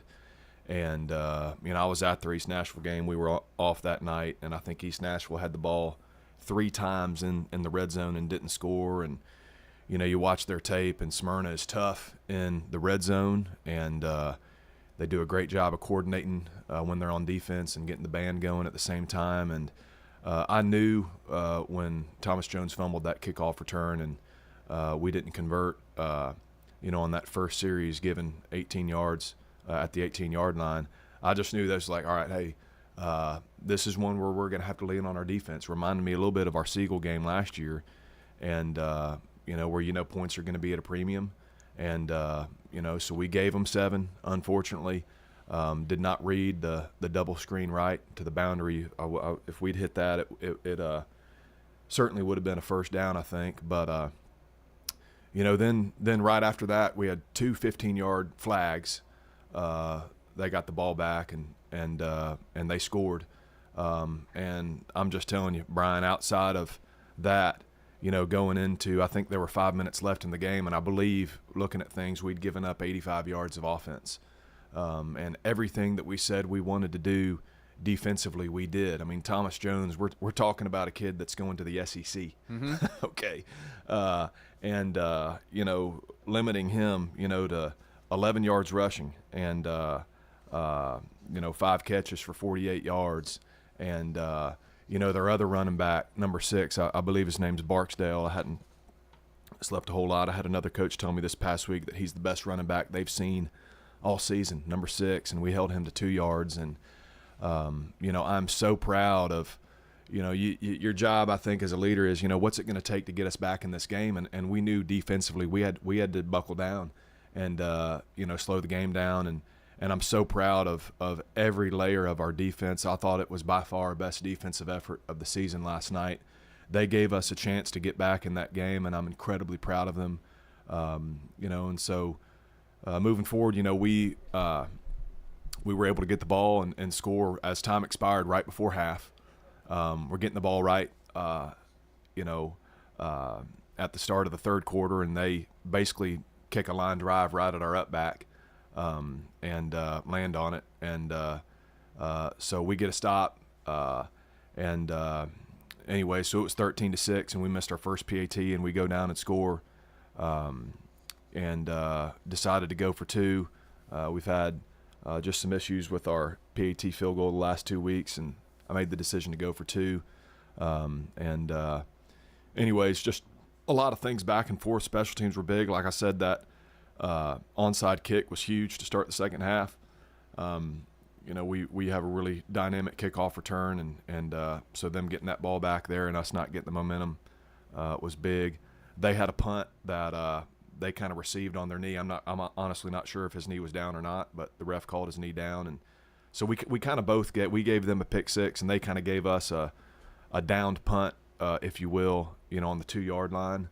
But tremendous high school football game, and I give their quarterback a lot of credit for, making a play. It was one of their 1 or 2 first downs in the entire second half was on the last play of the game, and that was the difference.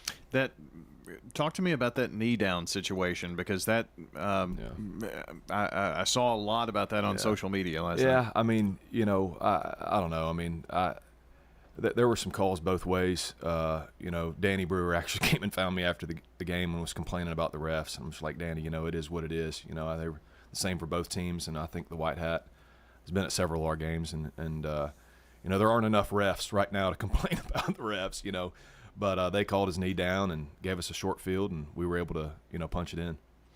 19-18 again was the final score, and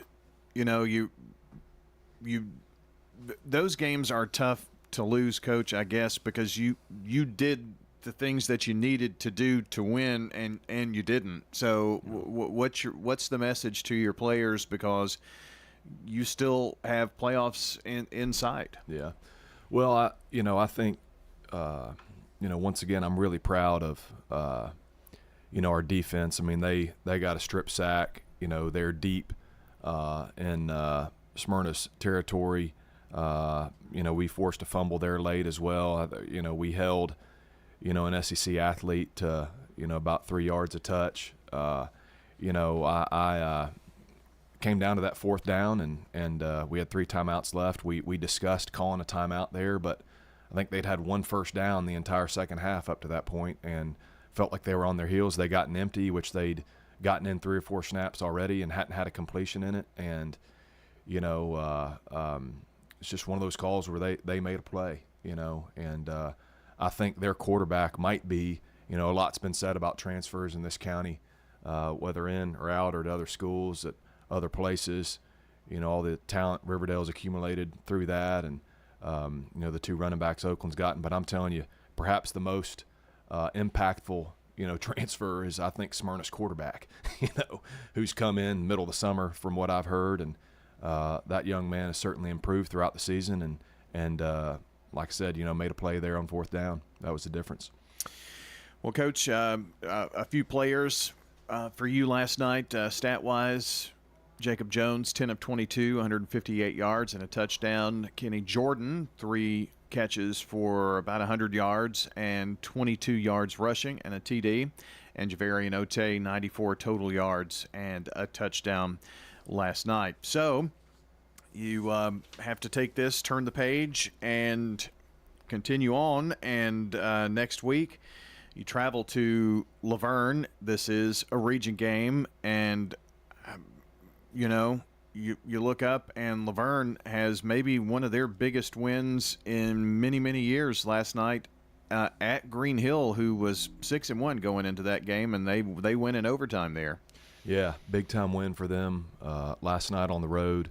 And I tell you, I thought they have played really well in several other games as well. You look at scores of Cane Ridge 3-0. You look at the Smyrna game, I thought was, neck and neck. Yeah. There, I want to say it was 6 or 7-0 at halftime. Coach Woodward is, I believe he's back on defense this year, he's a great defensive mind, isn't he? He's a great coach, and he's been the head coach at Brentwood, and did a tremendous job at Antioch, and so a lot of respect for Mike. And clearly he's got his team playing their best ball right now. And, so I'm, looking forward to see, the response of our team, on Monday after a game that I thought we were the better team on the field last night. We've got to turn the page quickly. And this is part of, the opportunities that you have to be a mature football team. If you want to advance, into the postseason and beyond, you've got to learn the lessons against good teams, especially on the road, to improve moving forward. And that's going to be the challenge our team faces, this weekend and when we get back together on Monday. Well, Ben, appreciate you spending some time with us this morning. And win, lose, draw, I know you're you're always great to come in and talk about the Red Hawks. And I know there will be brighter days for sure. There definitely are. I'm so excited about the future of our program. So many things that we could mention. Our middle school is I've loved watching them this year. They're playing in the middle school playoffs next Tuesday. Excited to go to that game. So much young talent that we're excited about, and equally excited about the opportunities we have as a team finishing this season. So Brian, always good to be with you guys. Absolutely. Good luck at Laverne. Thank you very much. All right. That's Ben Caudill, the head coach of the Stewart's Creek Red Hawks, here on the Coaches Show, brought to you by Rayburn Insurance Agency in Smyrna, an independent agency offering auto, home, business, and life insurance since 1973. Find out more at rayburn.net. Head over to J. Mullins Jewelry to check out their selection of rings, watches, custom designed jewelry, and much more. They're a local business located at 352 West Northville Boulevard right here in Murfreesboro. They have gifts for all occasions, weddings, graduations, anniversaries, whatever you need, you can find it at J. Mullins Jewelry. That's at 352 West Northville Boulevard or online at mullinsjewelry.com. Craig's Tax Service at 142 Heritage Park Drive offers complete tax preparation, financial, and bookkeeping services. This is Brandon Craig with Craig's Tax Service. We're proud to support all Rutherford County athletes. Craig's Tax Service reminds you that it makes sense to get help with your taxes. Call 890-2233 for an appointment. We've been serving Rutherford County since 1988. Craig's Tax Service, 890-2233. We're just off Memorial Boulevard at 142 Heritage Park Drive. Dr. Automotive is the cure for your car.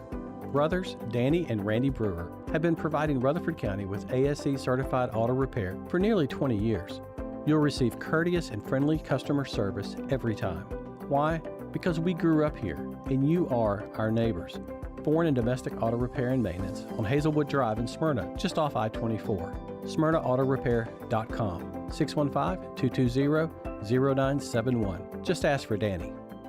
This Fanceroni pepperoni is fancy. Am I fancy enough for the Fanceroni? I'm wearing cargo shorts. But Tim, so am I. Try the Fanceroni pepperoni with over 100 Old World pepperoni. Little Caesars changed the Hot and Ready Classic and added 33% more pepperoni, which makes it 133% better pizza than before. It's really good. Order a new classic online and use our convenient Pizza Portal pickup. In Murfreesboro on Memorial Warrior Drive, South Church and Old Fort. Pizza. Parks Auction. We handle everything. The auction is a means of drawing people together for a quick, easy sale. I've always been a big fan of auctions. You get instant sale, no contingencies and everything. I've known the guys over there my entire life. Visit our website at parksauction.com to learn more. Hi there, do I have a home now? Call Parks Auction at 896-4600. Stan Vaught and the Parks Auction team are proud supporters of local high school and MTSU sports. 30, sold it to you. You've heard people say, you know your work by your name, but there's no better name for residential and business concrete work than Dan France Concrete. From basic slabs to decorative stamping, for your next concrete project, call Dan France Concrete, 615-642-5152. This is Dan with Dan France Concrete, wishing all Rutherford County student athletes a great season. Study hard, play harder, and be safe. Trust me, Dan is committed to the community and will offer you a great product. He'll stand behind his work and make sure you're satisfied with every aspect of the work. Dan France Concrete. The Prentice Allsup Heating and Air Coaches Corner, fueled by Donut Country and McDonald's Murfreesboro on FM 101.9 and AM 1450 Murfreesboro, FM 100.5 Smyrna, and streaming at WGNSSports.com. We're back here on the Coaches Show, brought to you by State Farm agents Andy Womack, Bud Morris, Dana Womack, Celeste Middleton, and Emerson Williams. Like a good neighbor, State Farm is there. It's time to talk some Rockvale football this morning. Brian Guthrie is joining us here on the Coaches Show. And the Rockvale Rockets were victorious over Pope John Paul II, 35-14. And, Coach, congrats on the win last night. Thank you, Brian. So, did they changed their name a few years ago and then changed back or something? Weren't they Pope Prep or something like that? Or is that a different? No idea. You don't know? Okay. I've always called them JP2. I know. As long as I've known them. So, yeah. So they're always going to be JP2 to me, I guess. Yeah. So, how did that game come about for you guys?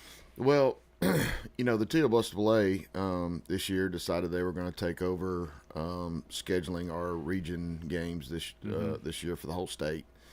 And they have their reasons, and I don't know what they are, but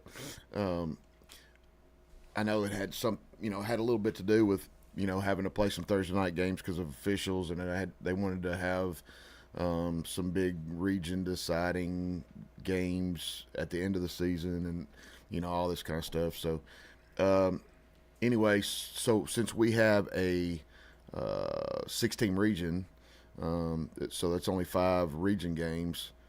Somebody in our region, or each region week, somebody had a bye as far as a region game, and ours ended up unluckily on week 9.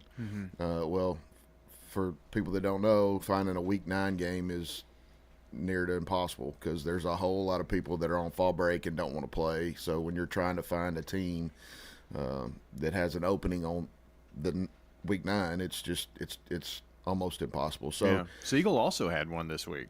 Yeah, they played Beach. So it just got down to there wasn't hardly anybody left, and they were struggling finding somebody, and so we just got in touch, and that's how it kind of came about. But it was almost a point where we were going to just have to play 9 games because we couldn't find anybody. It was very difficult. So. Yeah, I know.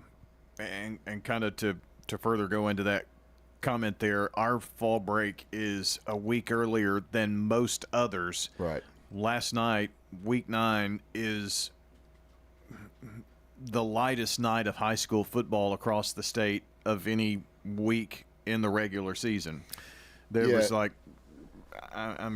were like 75 contests total or something across the state. It was something crazy like that. And they were actually supposed to be on fall break last week, JP2.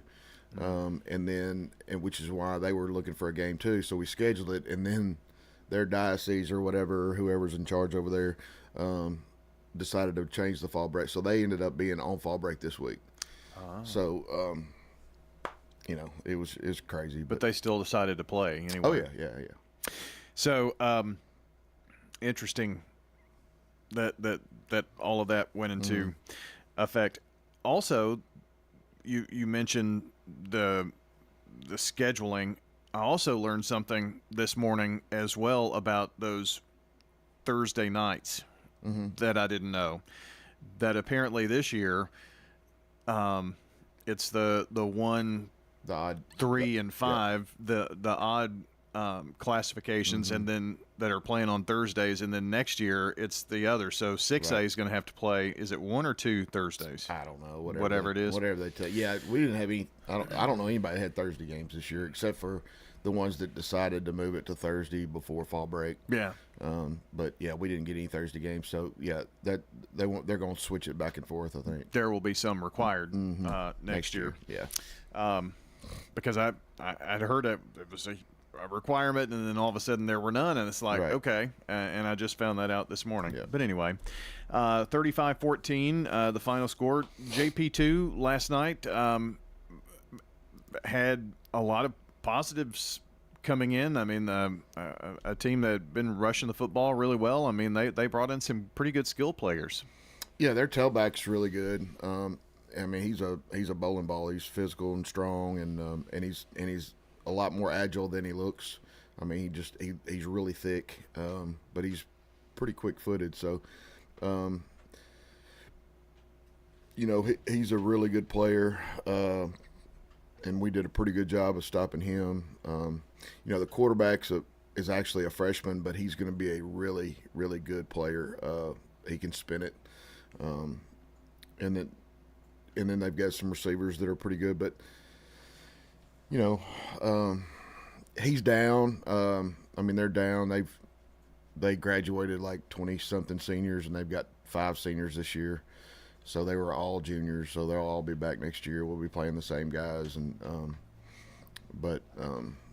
yeah, I mean, they're doing a good job over there. He's down in numbers too a little bit, I think. So,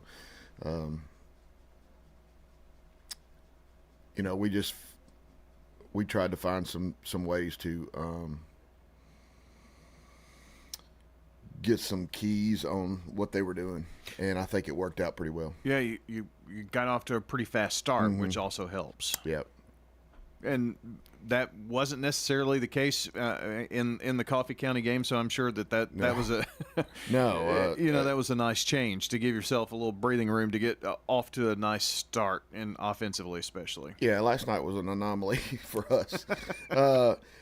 We did. We maybe starting a new trend. Yeah, I hope so. And that's what I told the kids after the game. I was probably the most proud of is that we came out from the first whistle and executed and did the things we needed to do. And then when we got up, we didn't let up. We kept driving, we kept pushing, and I thought that was because we haven't been in that situation a lot this year, and I thought that was the biggest thing that I was proud of. On the offensive side of the ball, your quarterback managed the game well. He did. 5 of 12 for 88 yards passing or so. Yeah, 2 touchdowns. We didn't throw it a whole bunch. Yeah. Odell had our tailback had 141 yards or something like that, and 2 touchdowns, and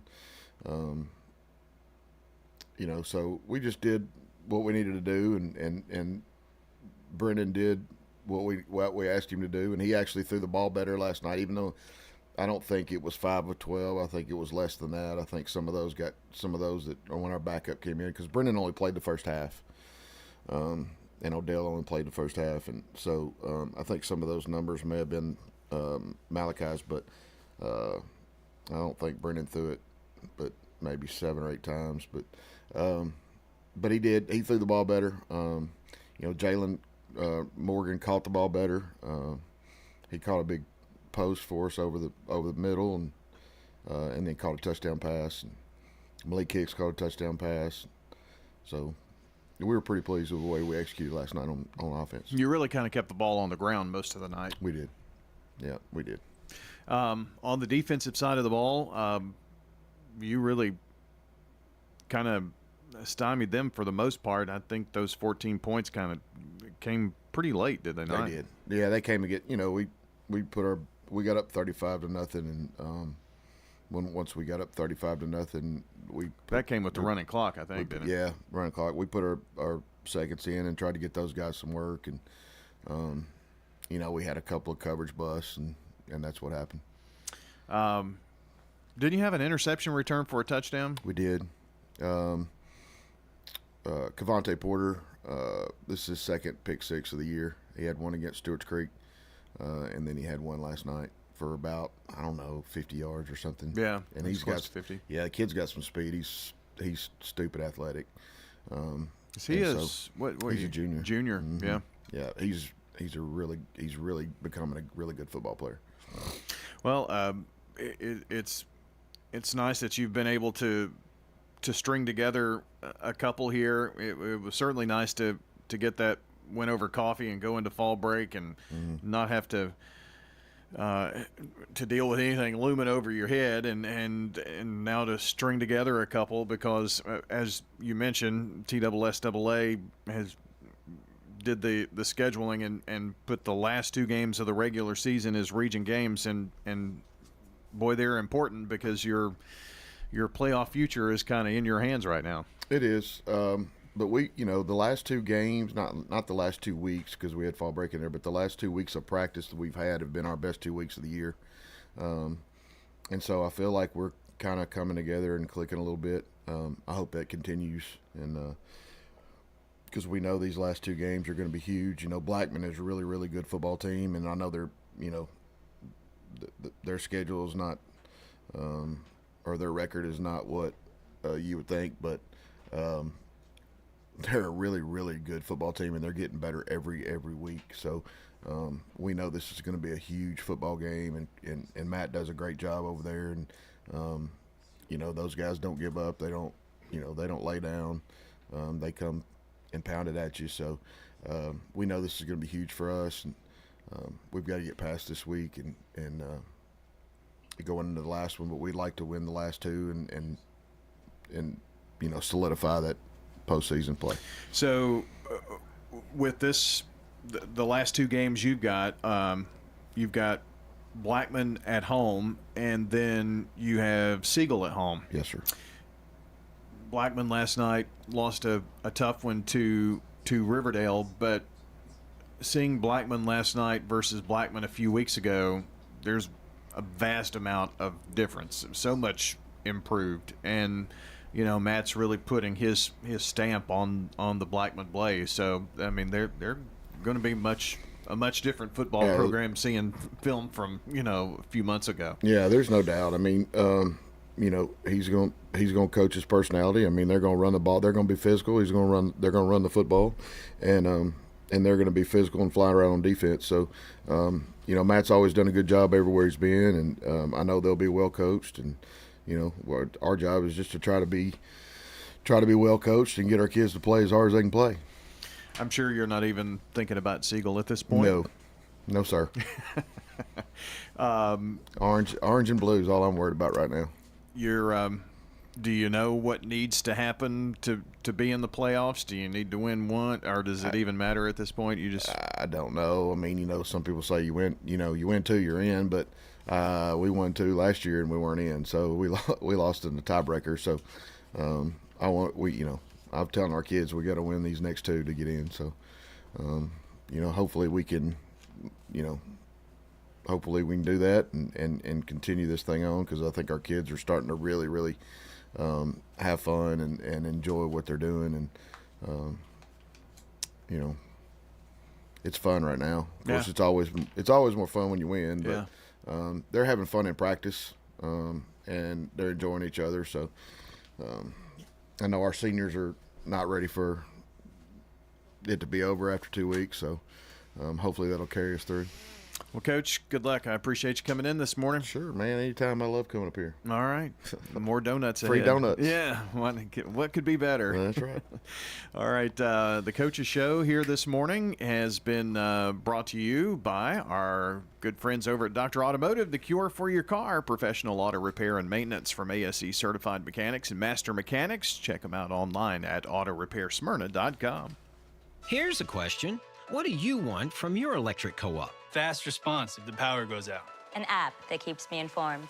Tips to lower my monthly bill. Communication on things that matter to me. Done, done, done, done. I want to know everything. Everything? Well, young lady, let me show you the MyMTE app. Energy Service Life. That's Middle Tennessee Electric. We're here to get done what matters most to you.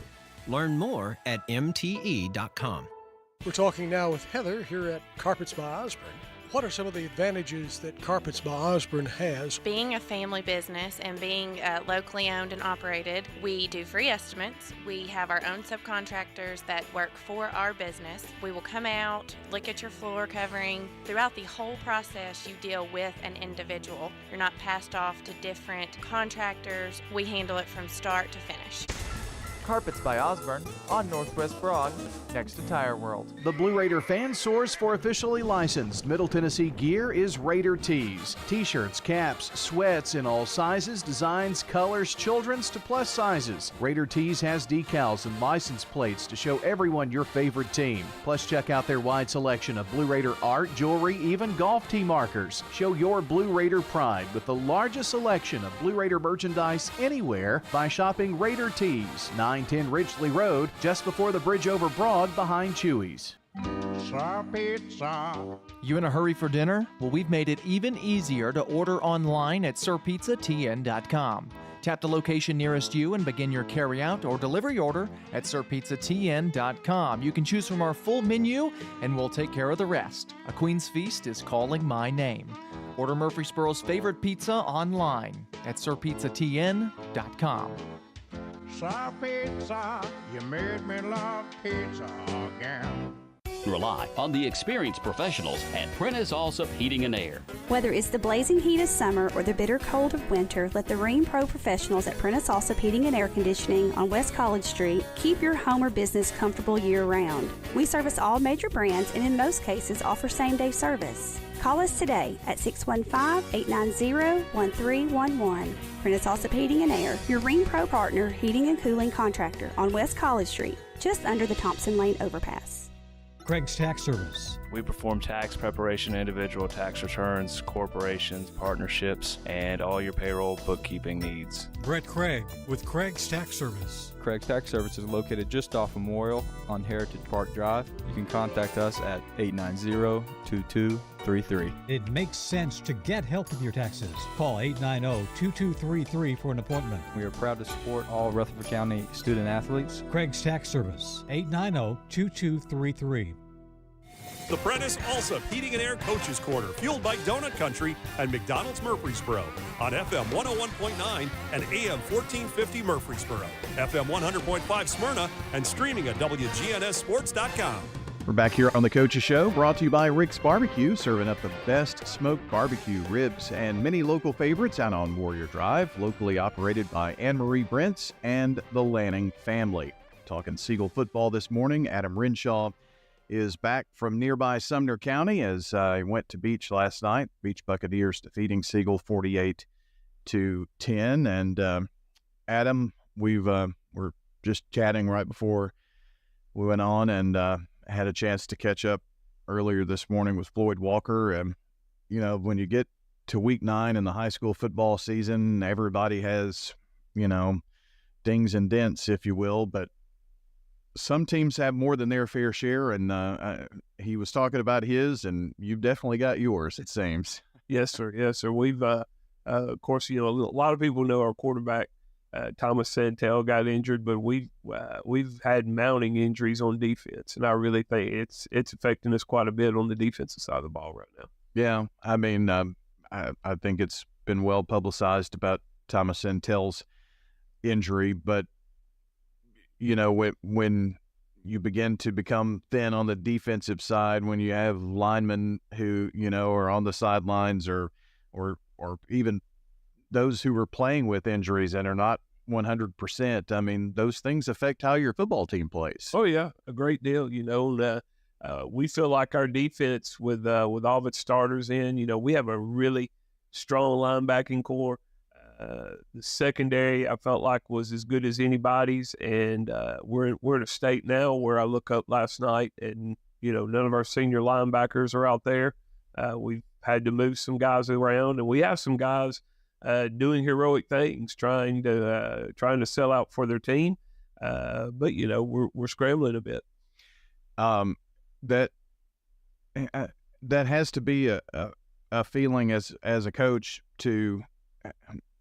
I mean, what do you do? I mean, you know, you want to do the best that you can, and it's next man up, and you know that, but you don't have as much experience there, and you know, you just really feel for those kids who are out there who are playing hurt or who can't play, and you know, I know it's a part of the game of football, but you really feel for those kids who can't go out there and who've suffered some injuries that are season-ending, Doug.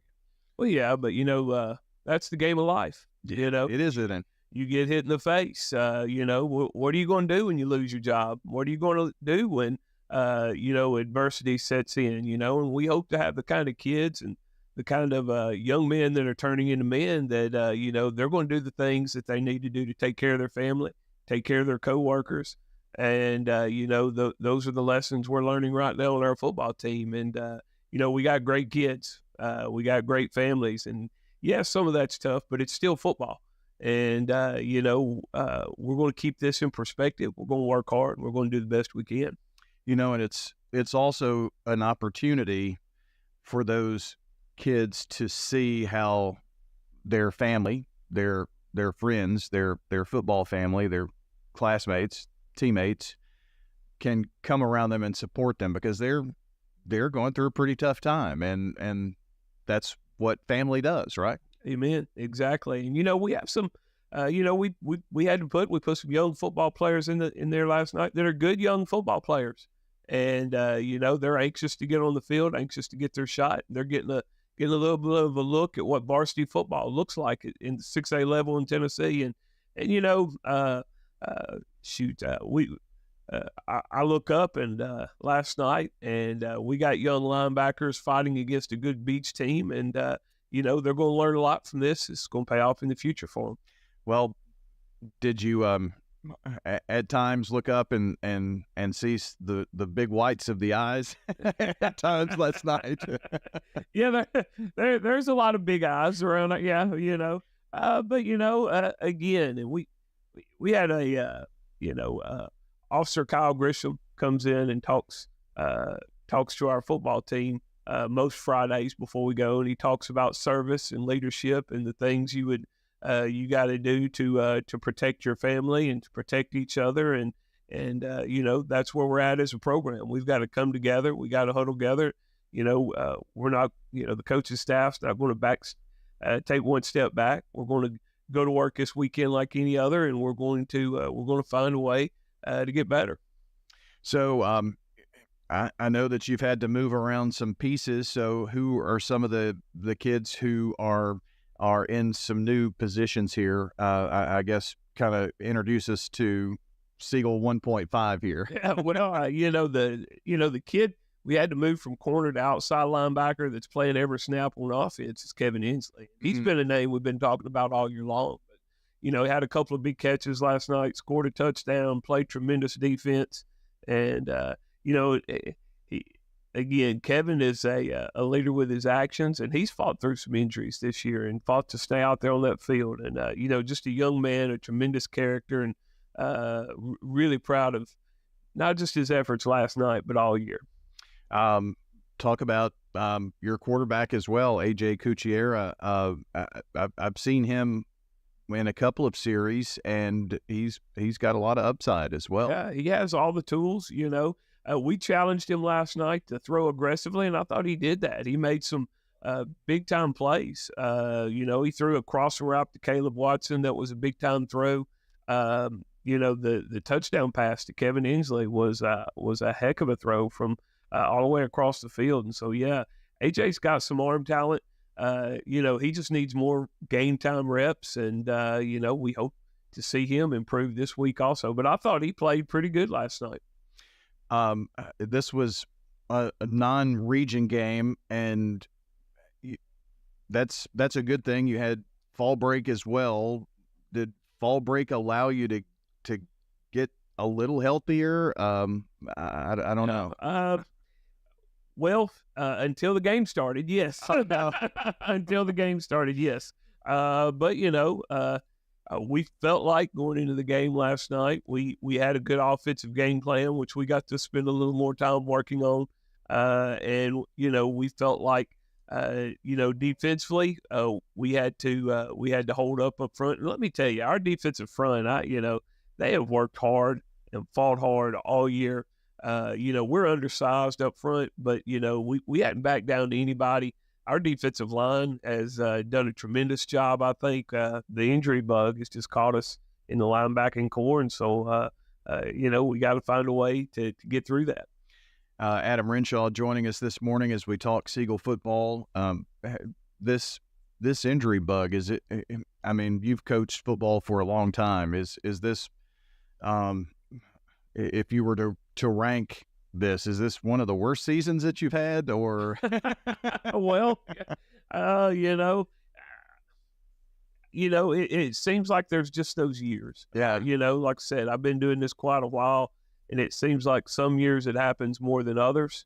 And so, definitely when things are going well, you don't have this as much. And, those things correspond with one another. Yeah. Being healthy goes hand in hand with having a good football team. And so, yeah, I do think we were doing some great things at the beginning of the year. And then we lost a couple players around week 4, and then we've been struggling to get back to that same place. Well, there are a couple of games left in the regular season, and that includes some region matchups here. And, the TSSAA decided that they were going to schedule the region games and determine which weeks were region games. What are your thoughts on them making that determination to take over that scheduling and really putting an emphasis on which weeks that those occurred? Do you like that? Well, I mean, I'll just comment on its effect on us, and I think it worked out well for us. I mean, Riverdale and Rockville ending the season with those two big region games, I think is a good thing for for Siegel High School. And so, I didn't know how I felt about it when I was first being told this, but from a Siegel point of view, this year and next year, I think it worked out well for us. Well, I'm not sure that people like to be told this is what you're going to do or this is what's going to happen sometimes. Yeah. But I can see that it's going to really have the last 2 weeks of the regular season, and the matchups are really good too, and very important. So as we look at that, you've got Riverdale at your place this next Friday night, and that will be where WGNS will be to broadcast a couple of games. These are huge, with a chance for playoffs for your team. Yeah, and Friday night will be senior night for us. Big deal for us. These seniors have fought really hard for their program, and we know we need to, one win. We feel like we get in the playoffs, and so we need to fight like crazy. And region games are a big deal to every program, but I feel like they're a really big deal to our program right now. Sure. So we want to take those. I feel like we can keep improving offensively, and I think if we can heal up a little bit up front defensively, we can give ourselves a shot.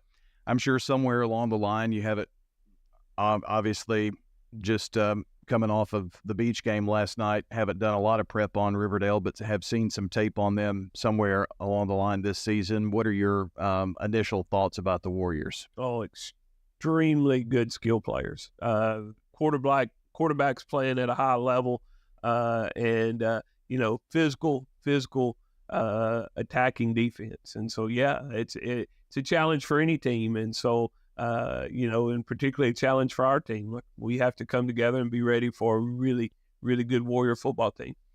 Well, Coach, we always enjoy any opportunity that we have to come to Siegel High School, and we'll look forward to seeing your guys on Friday night, and even Dallas Hill in the press box. There you go. Can't wait. He'll be there hosting you guys, and look forward to it. All right, Coach. Thanks so much. Appreciate it. Yes, sir. That is Adam Renshaw joining us here on the Coach's Show, brought to you by Carpets by Osborne, who would love to help you complete any job, whether residential or commercial. Carpet, tile, hardwood, vinyl, rugs, and more. Locally owned and operated here in Murfreesboro. CarpetsByOsborne.com. Stickers, labels, we do a lot of direct mail, booklets, manuals, programs. My name is Jeff Carlton. I handle sales and marketing for Franklin's Print Works here at Murfreesboro. We are at 2227 South Park Drive. Franklin's Print Works has been in Murfreesboro for over 25 years. We are a full-service commercial printer. We offer everything from business cards to brochures, booklets to banners, everything in between. Our website is franklinsprinting.org. Winners Trophies can help you with customized awards for any occasion. Owner Kelly Hockenberry continues to provide awards for sports teams, churches, recognition awards, and more. Call Winners Trophies at 904-6002. That's 904-6002 for the best in quality, service, and pricing. You can also email Kelly, winnerstrophy@comcast.net. That's winnerstrophy@comcast.net. Any award for any occasion. Winners Trophies, 904-6002. We're at Rick's Barbecue on Warrior Drive, where, of course, they've got barbecue and smoked chicken, ribs, but they have other favorites. Our chicken tenders are delicious. We bread them here ourselves. We have so many different kinds of sides, and our nachos are really good and popular. I love the menu. I could literally eat here every day. Anne Marie Brents at Rick's Barbecue. We're thankful for the customers. We have a lot of regulars, loyal customers that come in, and when they come in, I already know their order. Bet you're hungry now. We'll see you at Rick's Barbecue, 212 Warrior Drive. The Prentice Alsop Heating and Air Coaches Corner, fueled by Donut Country and McDonald's Murfreesboro on FM 101.9 and AM 1450 Murfreesboro, FM 100.5 Smyrna, and streaming at WGNSSports.com. Welcome into the Coach's Show, brought to you by First National Bank of Middle Tennessee. If you're looking for a hometown feel with your bank, turn to First National Bank of Middle Tennessee, offering full-service banking and mortgage services.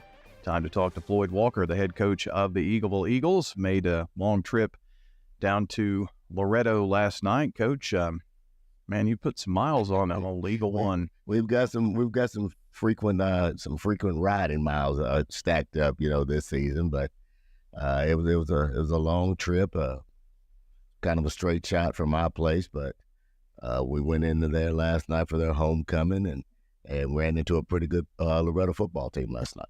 Let's see. I guess you went into they were undefeated. They were undefeated. Coach Daniels and his group has done a super job of getting that program turned around. He's worked the hallways. He's gotten some of the baseball kids, some of the basketball kids to convinced into playing football, and he's gotten the right pieces put in place to give him a successful and pretty good football team. How did that game come about with Loretto? I know that we've kind of developed a bit of a rivalry in other sports. Yeah, we've kind of developed that, but it's one of those deals based off of your schedule and you trying to put something together, and you got to find opponents that match a date that you have available. And I don't know what it is, week 8, week 9, whatever it may be, we were having a difficult time finding somebody to fill that slot, and we put it out there, and they were available, and pretty much it was a close, believe it or not, it was the closest place that we could possibly find, or closest team that we could possibly find. So that's how it kind of worked out. How long of a trip was it? It's about an hour 40, hour 50 minutes, somewhere in that neighborhood. It's a straight shot. We'll go through Chapel Hill, then hop on 99 straight through Columbia and run right on into Loretto. So it's not a whole lot of twists and turns. It's a long drive. It's an easy drive. It's a boring drive and ride, but it's not as challenging as some of the places we've gone to this year. That's pretty amazing that was the closest opponent that you could. Oh yeah, I mean it's kind of tough being a small single A school where we're located at. When you start looking for other people that are comparable in size and enrollment as your school, it's a little bit challenging to find. Well, especially when you're in a county that has so many 6A schools and in an area that has so many big schools. I mean, Williamson County has all the big schools. I mean, you're not in an area where there's a lot of small schools. Really. No, you're really not. I mean, you've got some local schools like, Community High School Forest, Cascade that are right around, 40, 45 minutes away. But once you get outside of that range, it's going to be somebody that's over an hour, maybe even 2. Yeah, well, we know Loretto's had a great history and a good football program. And coach, you went in there, and all of a sudden it was 21-0, and then you had a very long delay. And I know that there was pretty substantial injury to one of their offensive linemen. And our prayers and thoughts go out to that young man and his family. They had a kid that ended up having to get airlifted to Vanderbilt last night. I talked to Coach Daniels on the way back, and he'd spoken with the kid, and the kid was doing well, and they were going to keep him overnight for observation. He had some swelling, so they wanted to watch that, but they believe that the kid's going to be able to come home today. So hopefully that's the case. I'll continue to reach out to them to check on him, and we'll continue to pray for him and his family. Well, the final in last night's game at Richland was 48-21 at Loretto. Richland's next week. I kind of jumped ahead. 48-21, the final score last night. Talk about a few of the stars for the Eagles last night. Noah Lilly had a couple of catches for nearly 90 yards, and Caleb Snitzer 11 carries for over 90 yards, and a team leading 7 tackles for Marshall Spann in the contest. Yeah, I mean, I thought, our quarterback, Will Becker, he ended up getting hurt last night. We ended up having to take Brody McLemore and move him around from running back to quarterback, and that put Caleb Snitzer back in at tailback. And I thought those two young men, for the amount of practice time that they got at those positions this week, did a phenomenal job. I'm tickled to death by the way they went in and competed. I thought Noah did a good job of catching the ball, breaking a couple of tackles, and gaining some yardage. And I thought Marshall did another good job of leading our defense. I mean, the score doesn't indicate the effort, but if you go back, it's probably our downfall is probably a lot of missed tackles. And when we don't tackle well, we continue to have problems. And when we don't operate on offense, we continue to have problems. And that's kind of what led to the score and the results last night. We're talking Eagleville football this morning with Floyd Walker, the head coach of the Eagleville Eagles. Coach, this is one of those games. It was a non-region game. You just kind of have to put this one in the rearview mirror. You've got 2 weeks left in the regular season, and very important contests left here if you want to play after week 11. Right. That's the whole deal. I mean, we'll have to put this one to bed quickly and get back on our region opponents, because you're exactly right. We've got 2 weeks of region games that are going to be extremely important to it, and I think that's why TSSAA did the scheduling the way that they did it, to where these games down toward the end of the year actually mean something. So we'll get back to work. We'll put Brody at quarterback. We'll see where Will's at. When I get leave here, I'll find out from his parents where he's at and how he's doing and what the doctors have said about him, to see whether we will have him or whether we don't. But either way we go, we'll start getting ready for Richland quickly. So kind of talk a little bit about that. I mean, you're having to shuffle around some pieces on the board here a little bit, and going into this. I mean, this is all part of the game. It's nothing new for you. It's all part of the game, and 1A football for sure. Okay, because it's one of those deals. One guy goes down, it's almost like you lose 3. But we feel comfortable with it, because if you look at it, let's say Will Becker can't play, then Brody goes to quarterback, and Brody's been the starting quarterback. I think he started for either 3, 4, 5 games, somewhere in that neighborhood. So that won't be something new for us. So we'll be comfortable doing that. Caleb Snitzer's been our running back before, so that's not a whole lot of moving parts or something that's unfamiliar to us. It's just a deal we'll have to come up with a plan that's going to give these kids an opportunity to be successful and this team to be successful. So you mentioned the TSSAA, and in kind of this year, the first year they put together the schedule in terms of the region games, and that puts a lot of emphasis on these last 2, obviously, of the season. What do you need to do here in these last 2 to get into the playoffs? I mean, the big thing that I think we got to do, we just got to win. That's what I think we got to do. If we win, I think then I think we'll get in. I mean, I think that's the way it is. That's the way that I'm going to approach it. And there's 2 games on our schedule that we're familiar opponents again, familiar with the 2 opponents, and they both get to be at home. That's the best part about all of it. So we'll just worry about trying to take care of business at home, and it'll start with Richland. We'll worry about whoever the next opponent is after that. But if we can just handle our business at home and just see what happens. Well, you kind of took the next thing out of my mouth there. You're not worried about Cornersville at this point. No, not worried about them. Don't have to worry about getting on the bus. Yeah. So it should be a really comfortable week for our kids, because again, we'll get to be dressing in our own locker room and not having to travel on the bus. Yeah, those road trips are over for a little bit, and the comfortable confines at Eagleville are going to be nice, so that at least gives you some home field advantage, and that's really big for your guys, and the community comes out. Our kids enjoy having their friends play. I mean, or their friends in the stands watching them play, and it's a great environment. Our fans have always done a super job, and so I think it'll be a refreshing deal for our players. And the 12th man's going to have to come out and support it. We're going to need everybody to come out, support these kids, encourage these kids, hug on these kids if you see them, love them up, and let's get back to work. Floyd, good luck Friday night. It'll be a home game for the Eagles as Richland comes into town on Friday night. Week 10 coming up this week as Eagleville hosts Richland, and we'll see you next Saturday morning, Coach. Thank you, brother. Appreciate you. All right. That's Coach Floyd Walker on the Coach's Show, brought to you by Tennessee Orthopedic Alliance, the largest and most comprehensive orthopedic surgery group in Middle Tennessee. Find out more at TOA.com.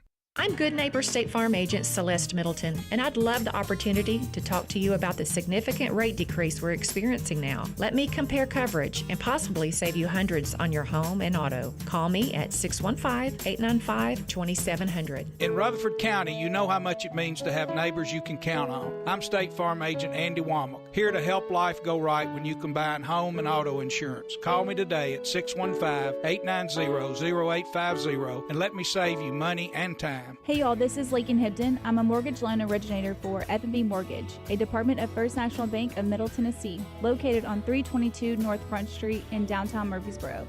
When you're ready to purchase your new home or refinance the one you have, I'll make sure your home loan process will move along smoothly when you put your trust in me. With attractive rates and a great solution that will fit your lifestyle and budget, F&B Mortgage is your hometown lender. Visit my website, lakinhibden.com. Member FDIC Equal Housing Lender, NMLS number 401715. Tennessee Orthopedic Alliance takes great pride in treating local athletes here in Rutherford County. Experts in joint, bones, and muscles. And with over 65 specialists, TOA has a playbook to get you back in the game. To request an appointment, visit TOA.com or call 855-NEED-TOA. Tennessee Orthopedic Alliance. TOA. Live your best life. It's time to talk MTCS Sports. It's Cougar Corner, fueled by Donut Country and McDonald's Murfreesboro. Presented by Tennessee Orthopedic Alliance. TOA. Live your best life.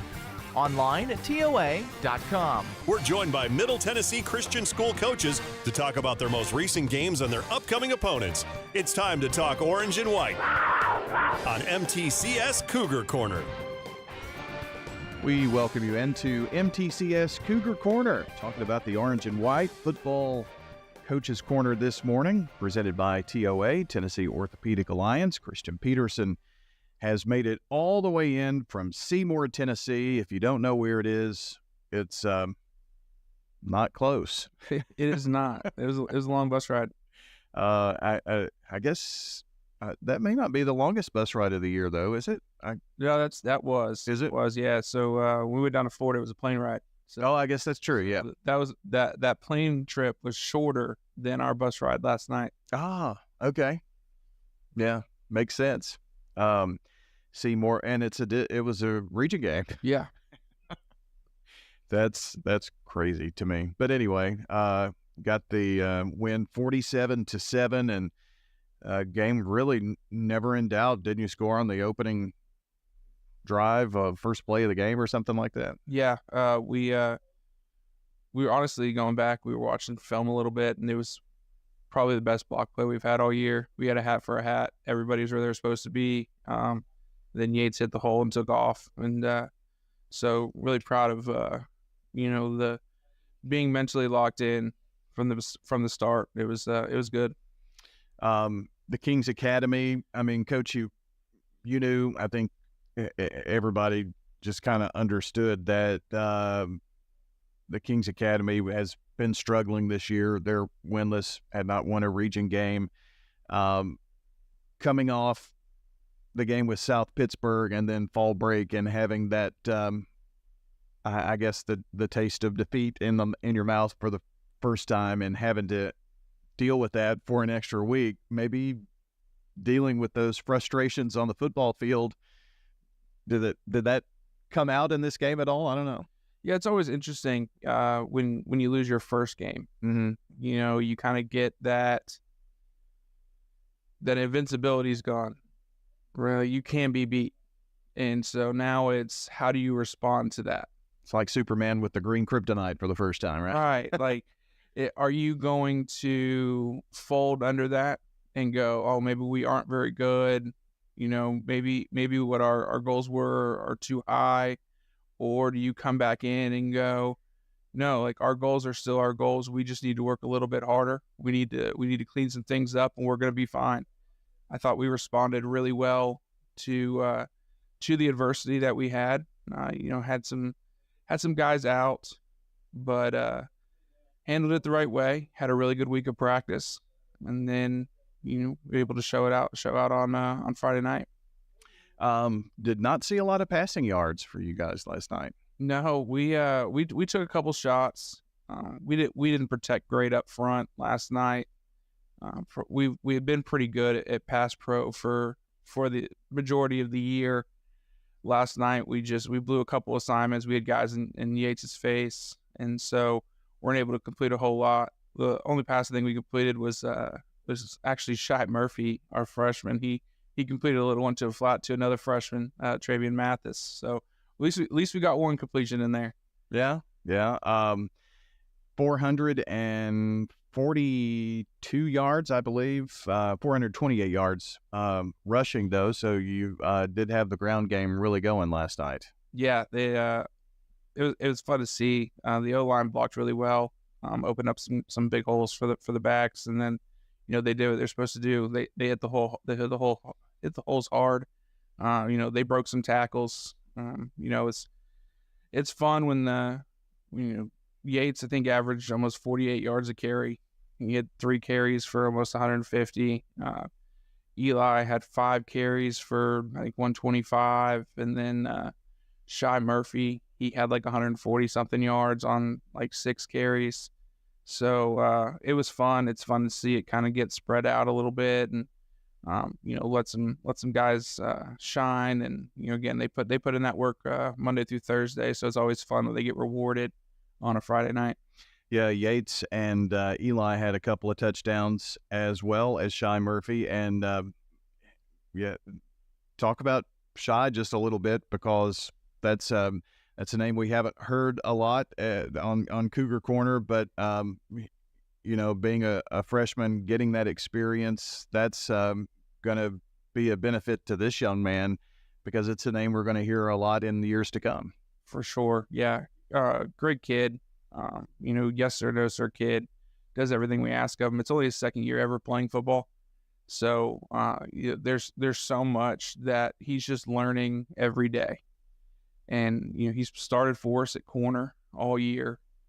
And then we kind of looked at it as, if we overload him on both sides of the ball right away, it's going to affect both sides of the ball. He's not going to be great at anything. So we kind of let him focus on being a corner and doing some of the basics on offense. And now that he's got corner pretty well down, we've been able to kind of expand what he does offensively.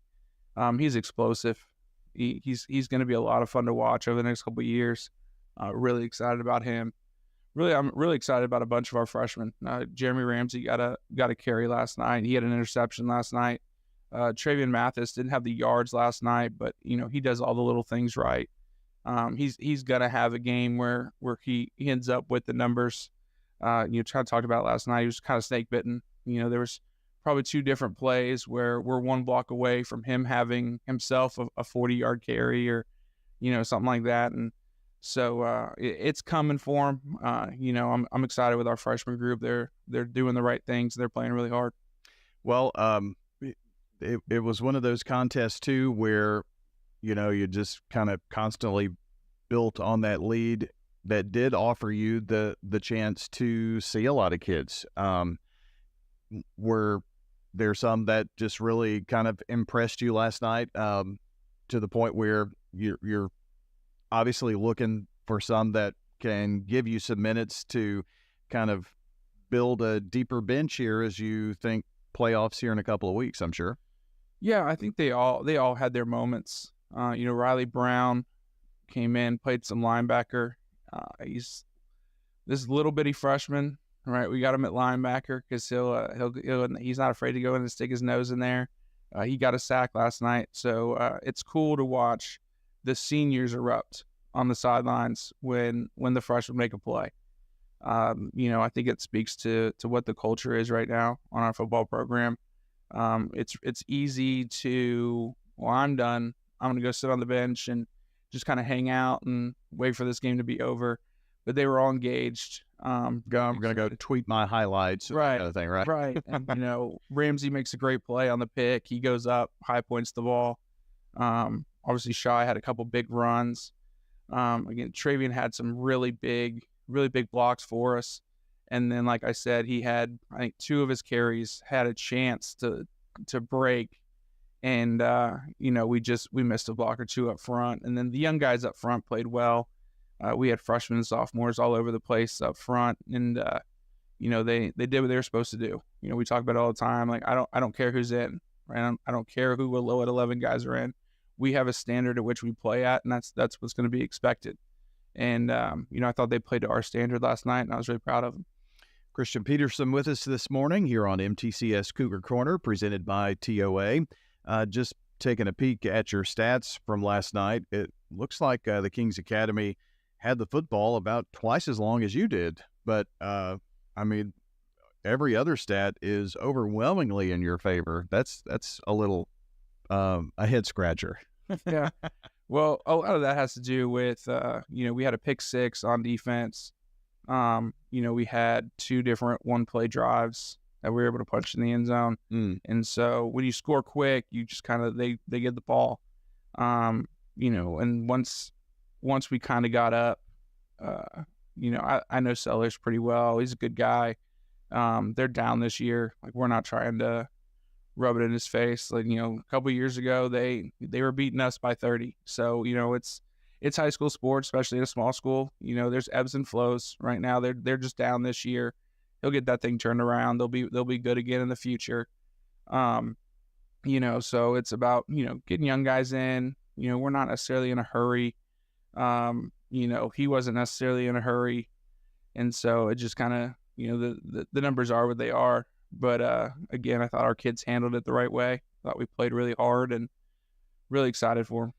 Those explosive plays, those, one play scores, they can do a lot to really ignite your offense and defense at the same time, can't they?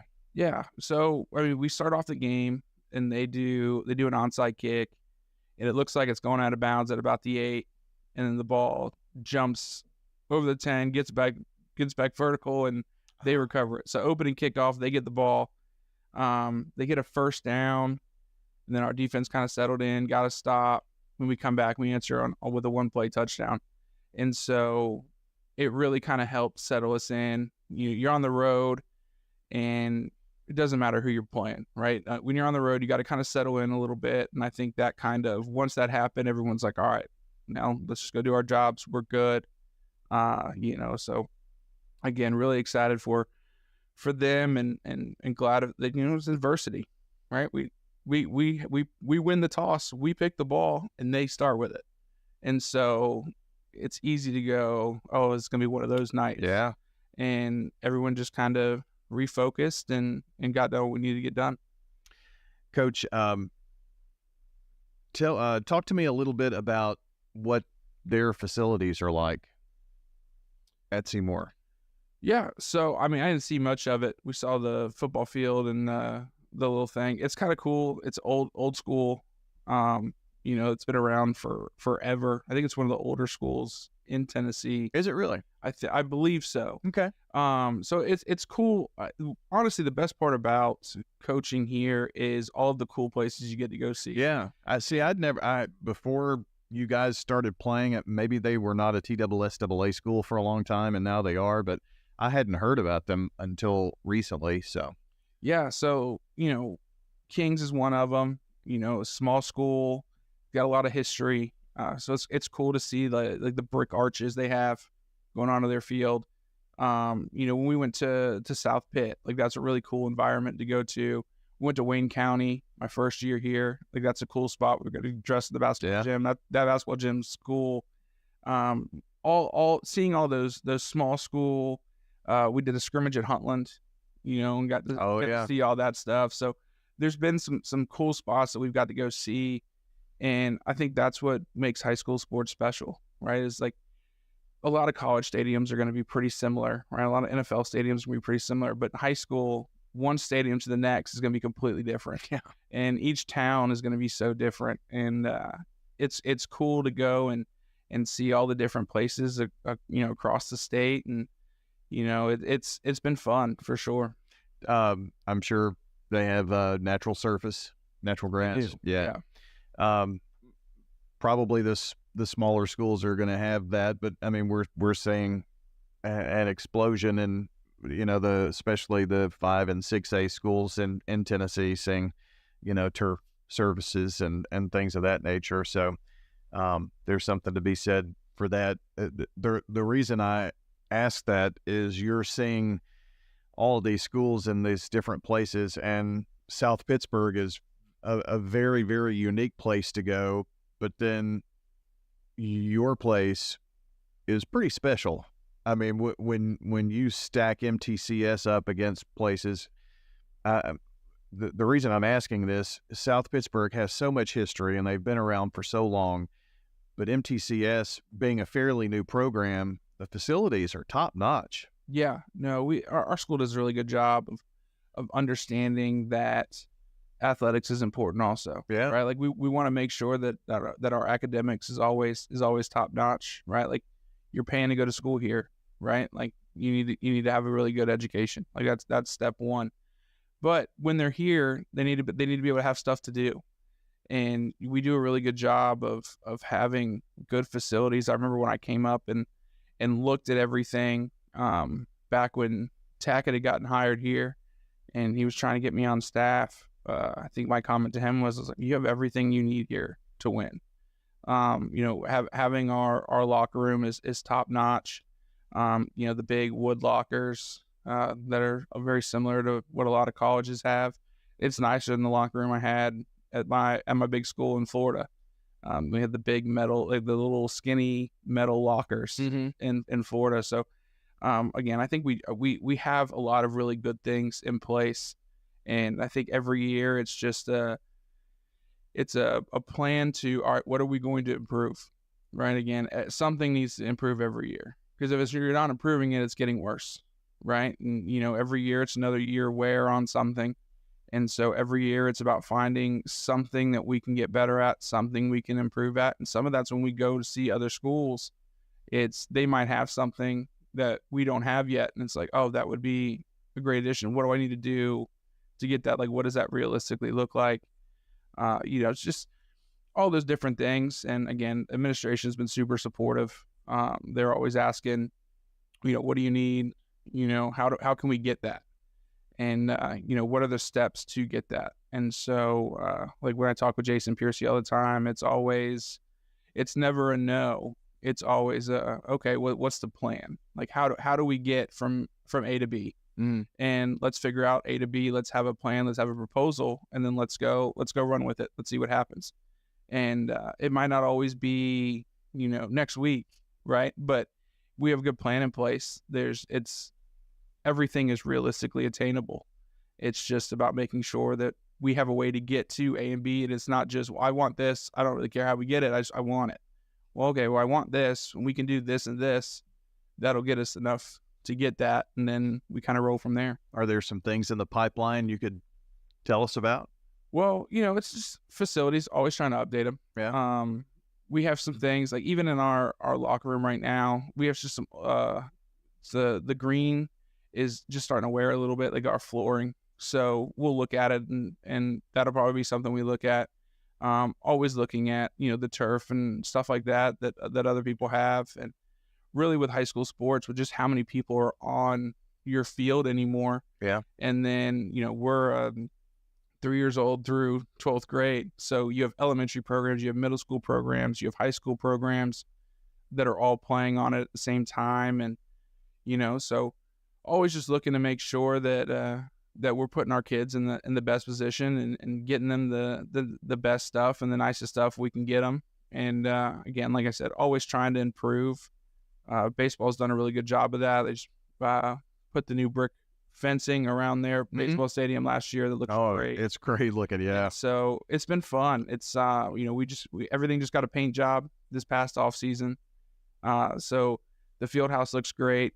Repainted some of the signage, and so like I said, sometimes it might be something small, sometimes it might be something big, but just always looking to make sure that we have the nicest stuff we can possibly have for our kids. I bet Yates' parents know something about flooring that they could help you with. Yeah, I do. I have a couple parents. it's something that definitely we'll be looking at, and just seeing kind of what the numbers look like and stuff like that. Yeah.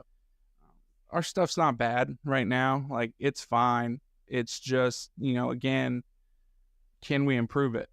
And if we can, then let's do it. If doing something else isn't going to make it better, then let's not just spend money to spend money, right? Like, let's spend money wisely.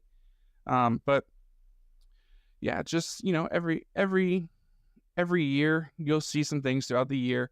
And then at the end of the year, you sit down and you kind of make what's priority number one? What's something that is more of a want than a need?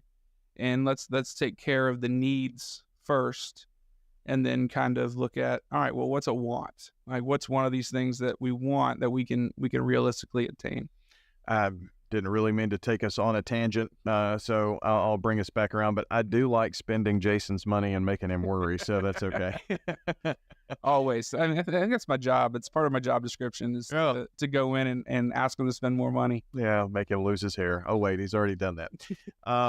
Coach, you've got PCA next up, and that game is going to be played at MTSU, I guess, on Friday night. Yeah. Going to be at MTSU. It's going to be a good experience for the kids. Being able to play in a college stadium is going to be cool. I'm excited about it. And then obviously the first game ever for MTCS and PCA, and I'm expecting there to be a good crowd. And really, it's for the region championship. I mean, they're 2-1 in the region. We're 2-0 in the region, and we're gonna have to take care of business. They're gonna come out fired up, and we just got to play our game. We got to be physical, and just do what we do. Don't make the game bigger than it is, right? Similar with the friendship game, right? Similar with the Grace game, right? There's so many teams that are these long-standing rivalries, and it's about, like, understand what it is, understand how you need to prepare, but at the same time, like, it's one game, right? Like, just come in, do your job, do it well, and we're gonna be okay. And it's been a strategy that's worked for us this year, and so it's just gonna be about continuing what we're doing, continuing our process. We don't need to change our process. We don't need to do anything different. We just need to make sure that we work Monday through Thursday and we execute on Friday. When these two teams play in any sport, I mean, it is your biggest rival.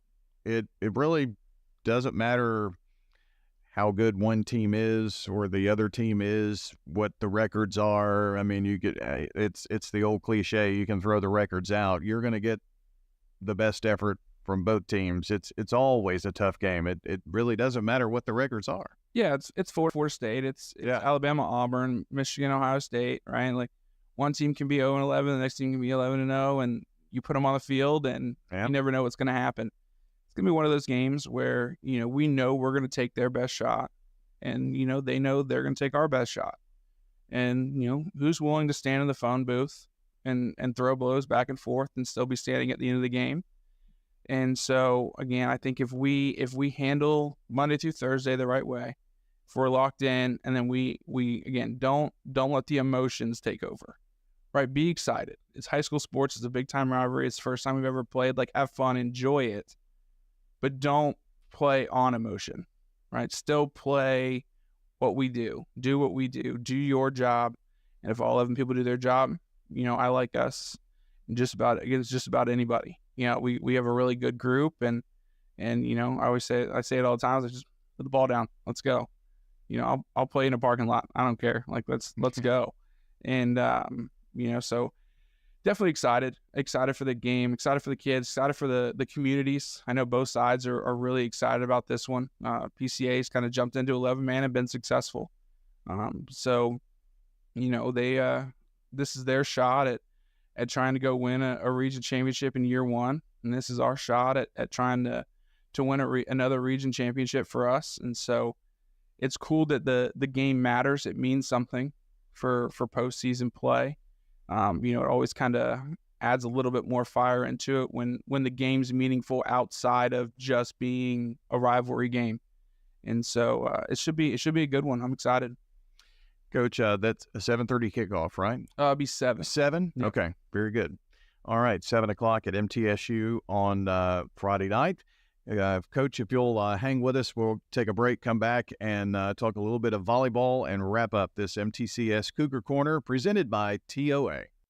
Middle Tennessee Christian School, training for eternity. The large majority of our kids are involved in athletics or extracurricular activities, one or the other, and most are doing multiple activities. MTCS President Matt Tiller. And that's a great preparation for life. How many of us in our life are just doing one thing? So a well-rounded student is a huge deal. Invest in your child's future in a Christ-centered environment with many athletic and extracurricular choices. Without a doubt, our students have the opportunity to be involved in multiple activities. To find out more, visit mtcscougars.org.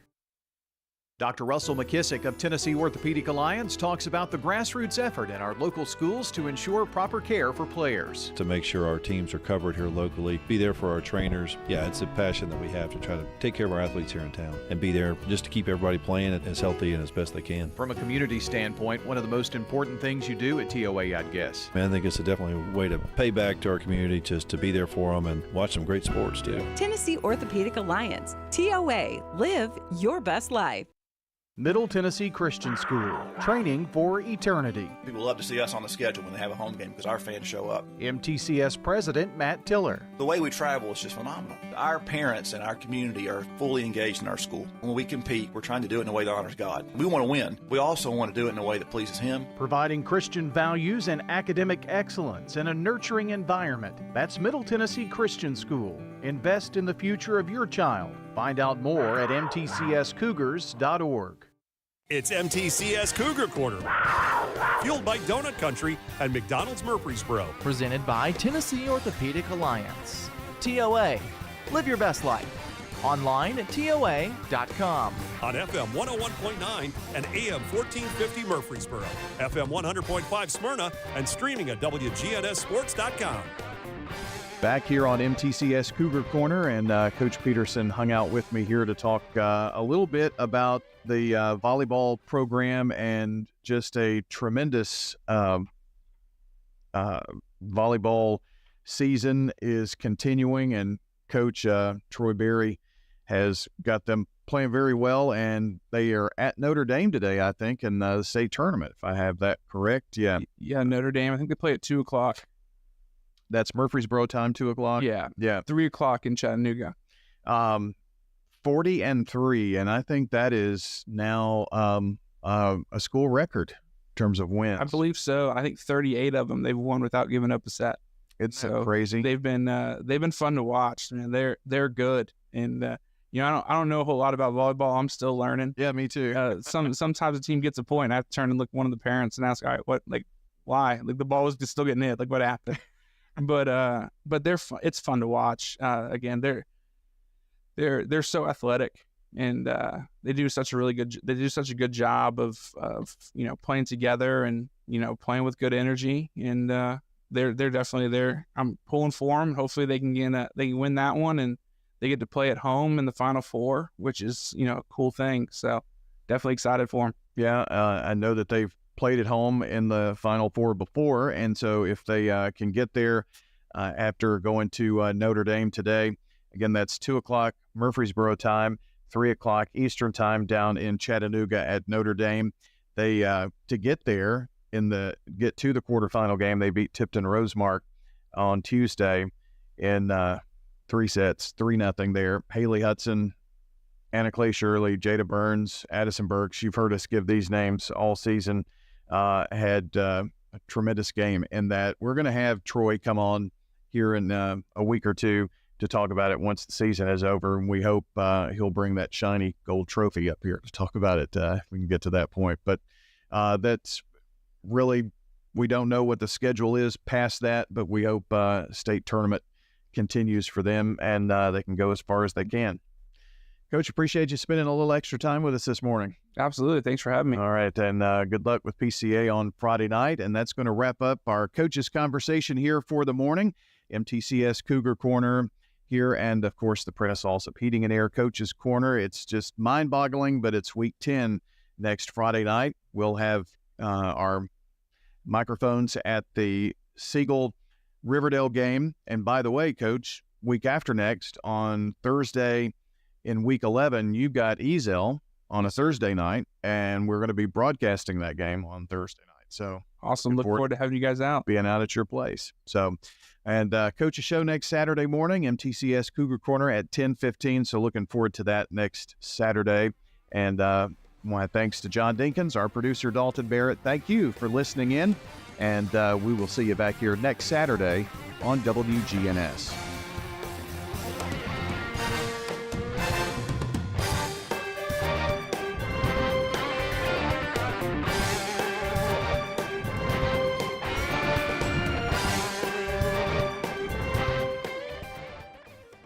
Principle, which is getting yourself around people that are counselors, coaches, guidance counselors, teachers. Sit down with them and have coffee or lunch and get a pad of paper and a pencil and ask them lots of questions.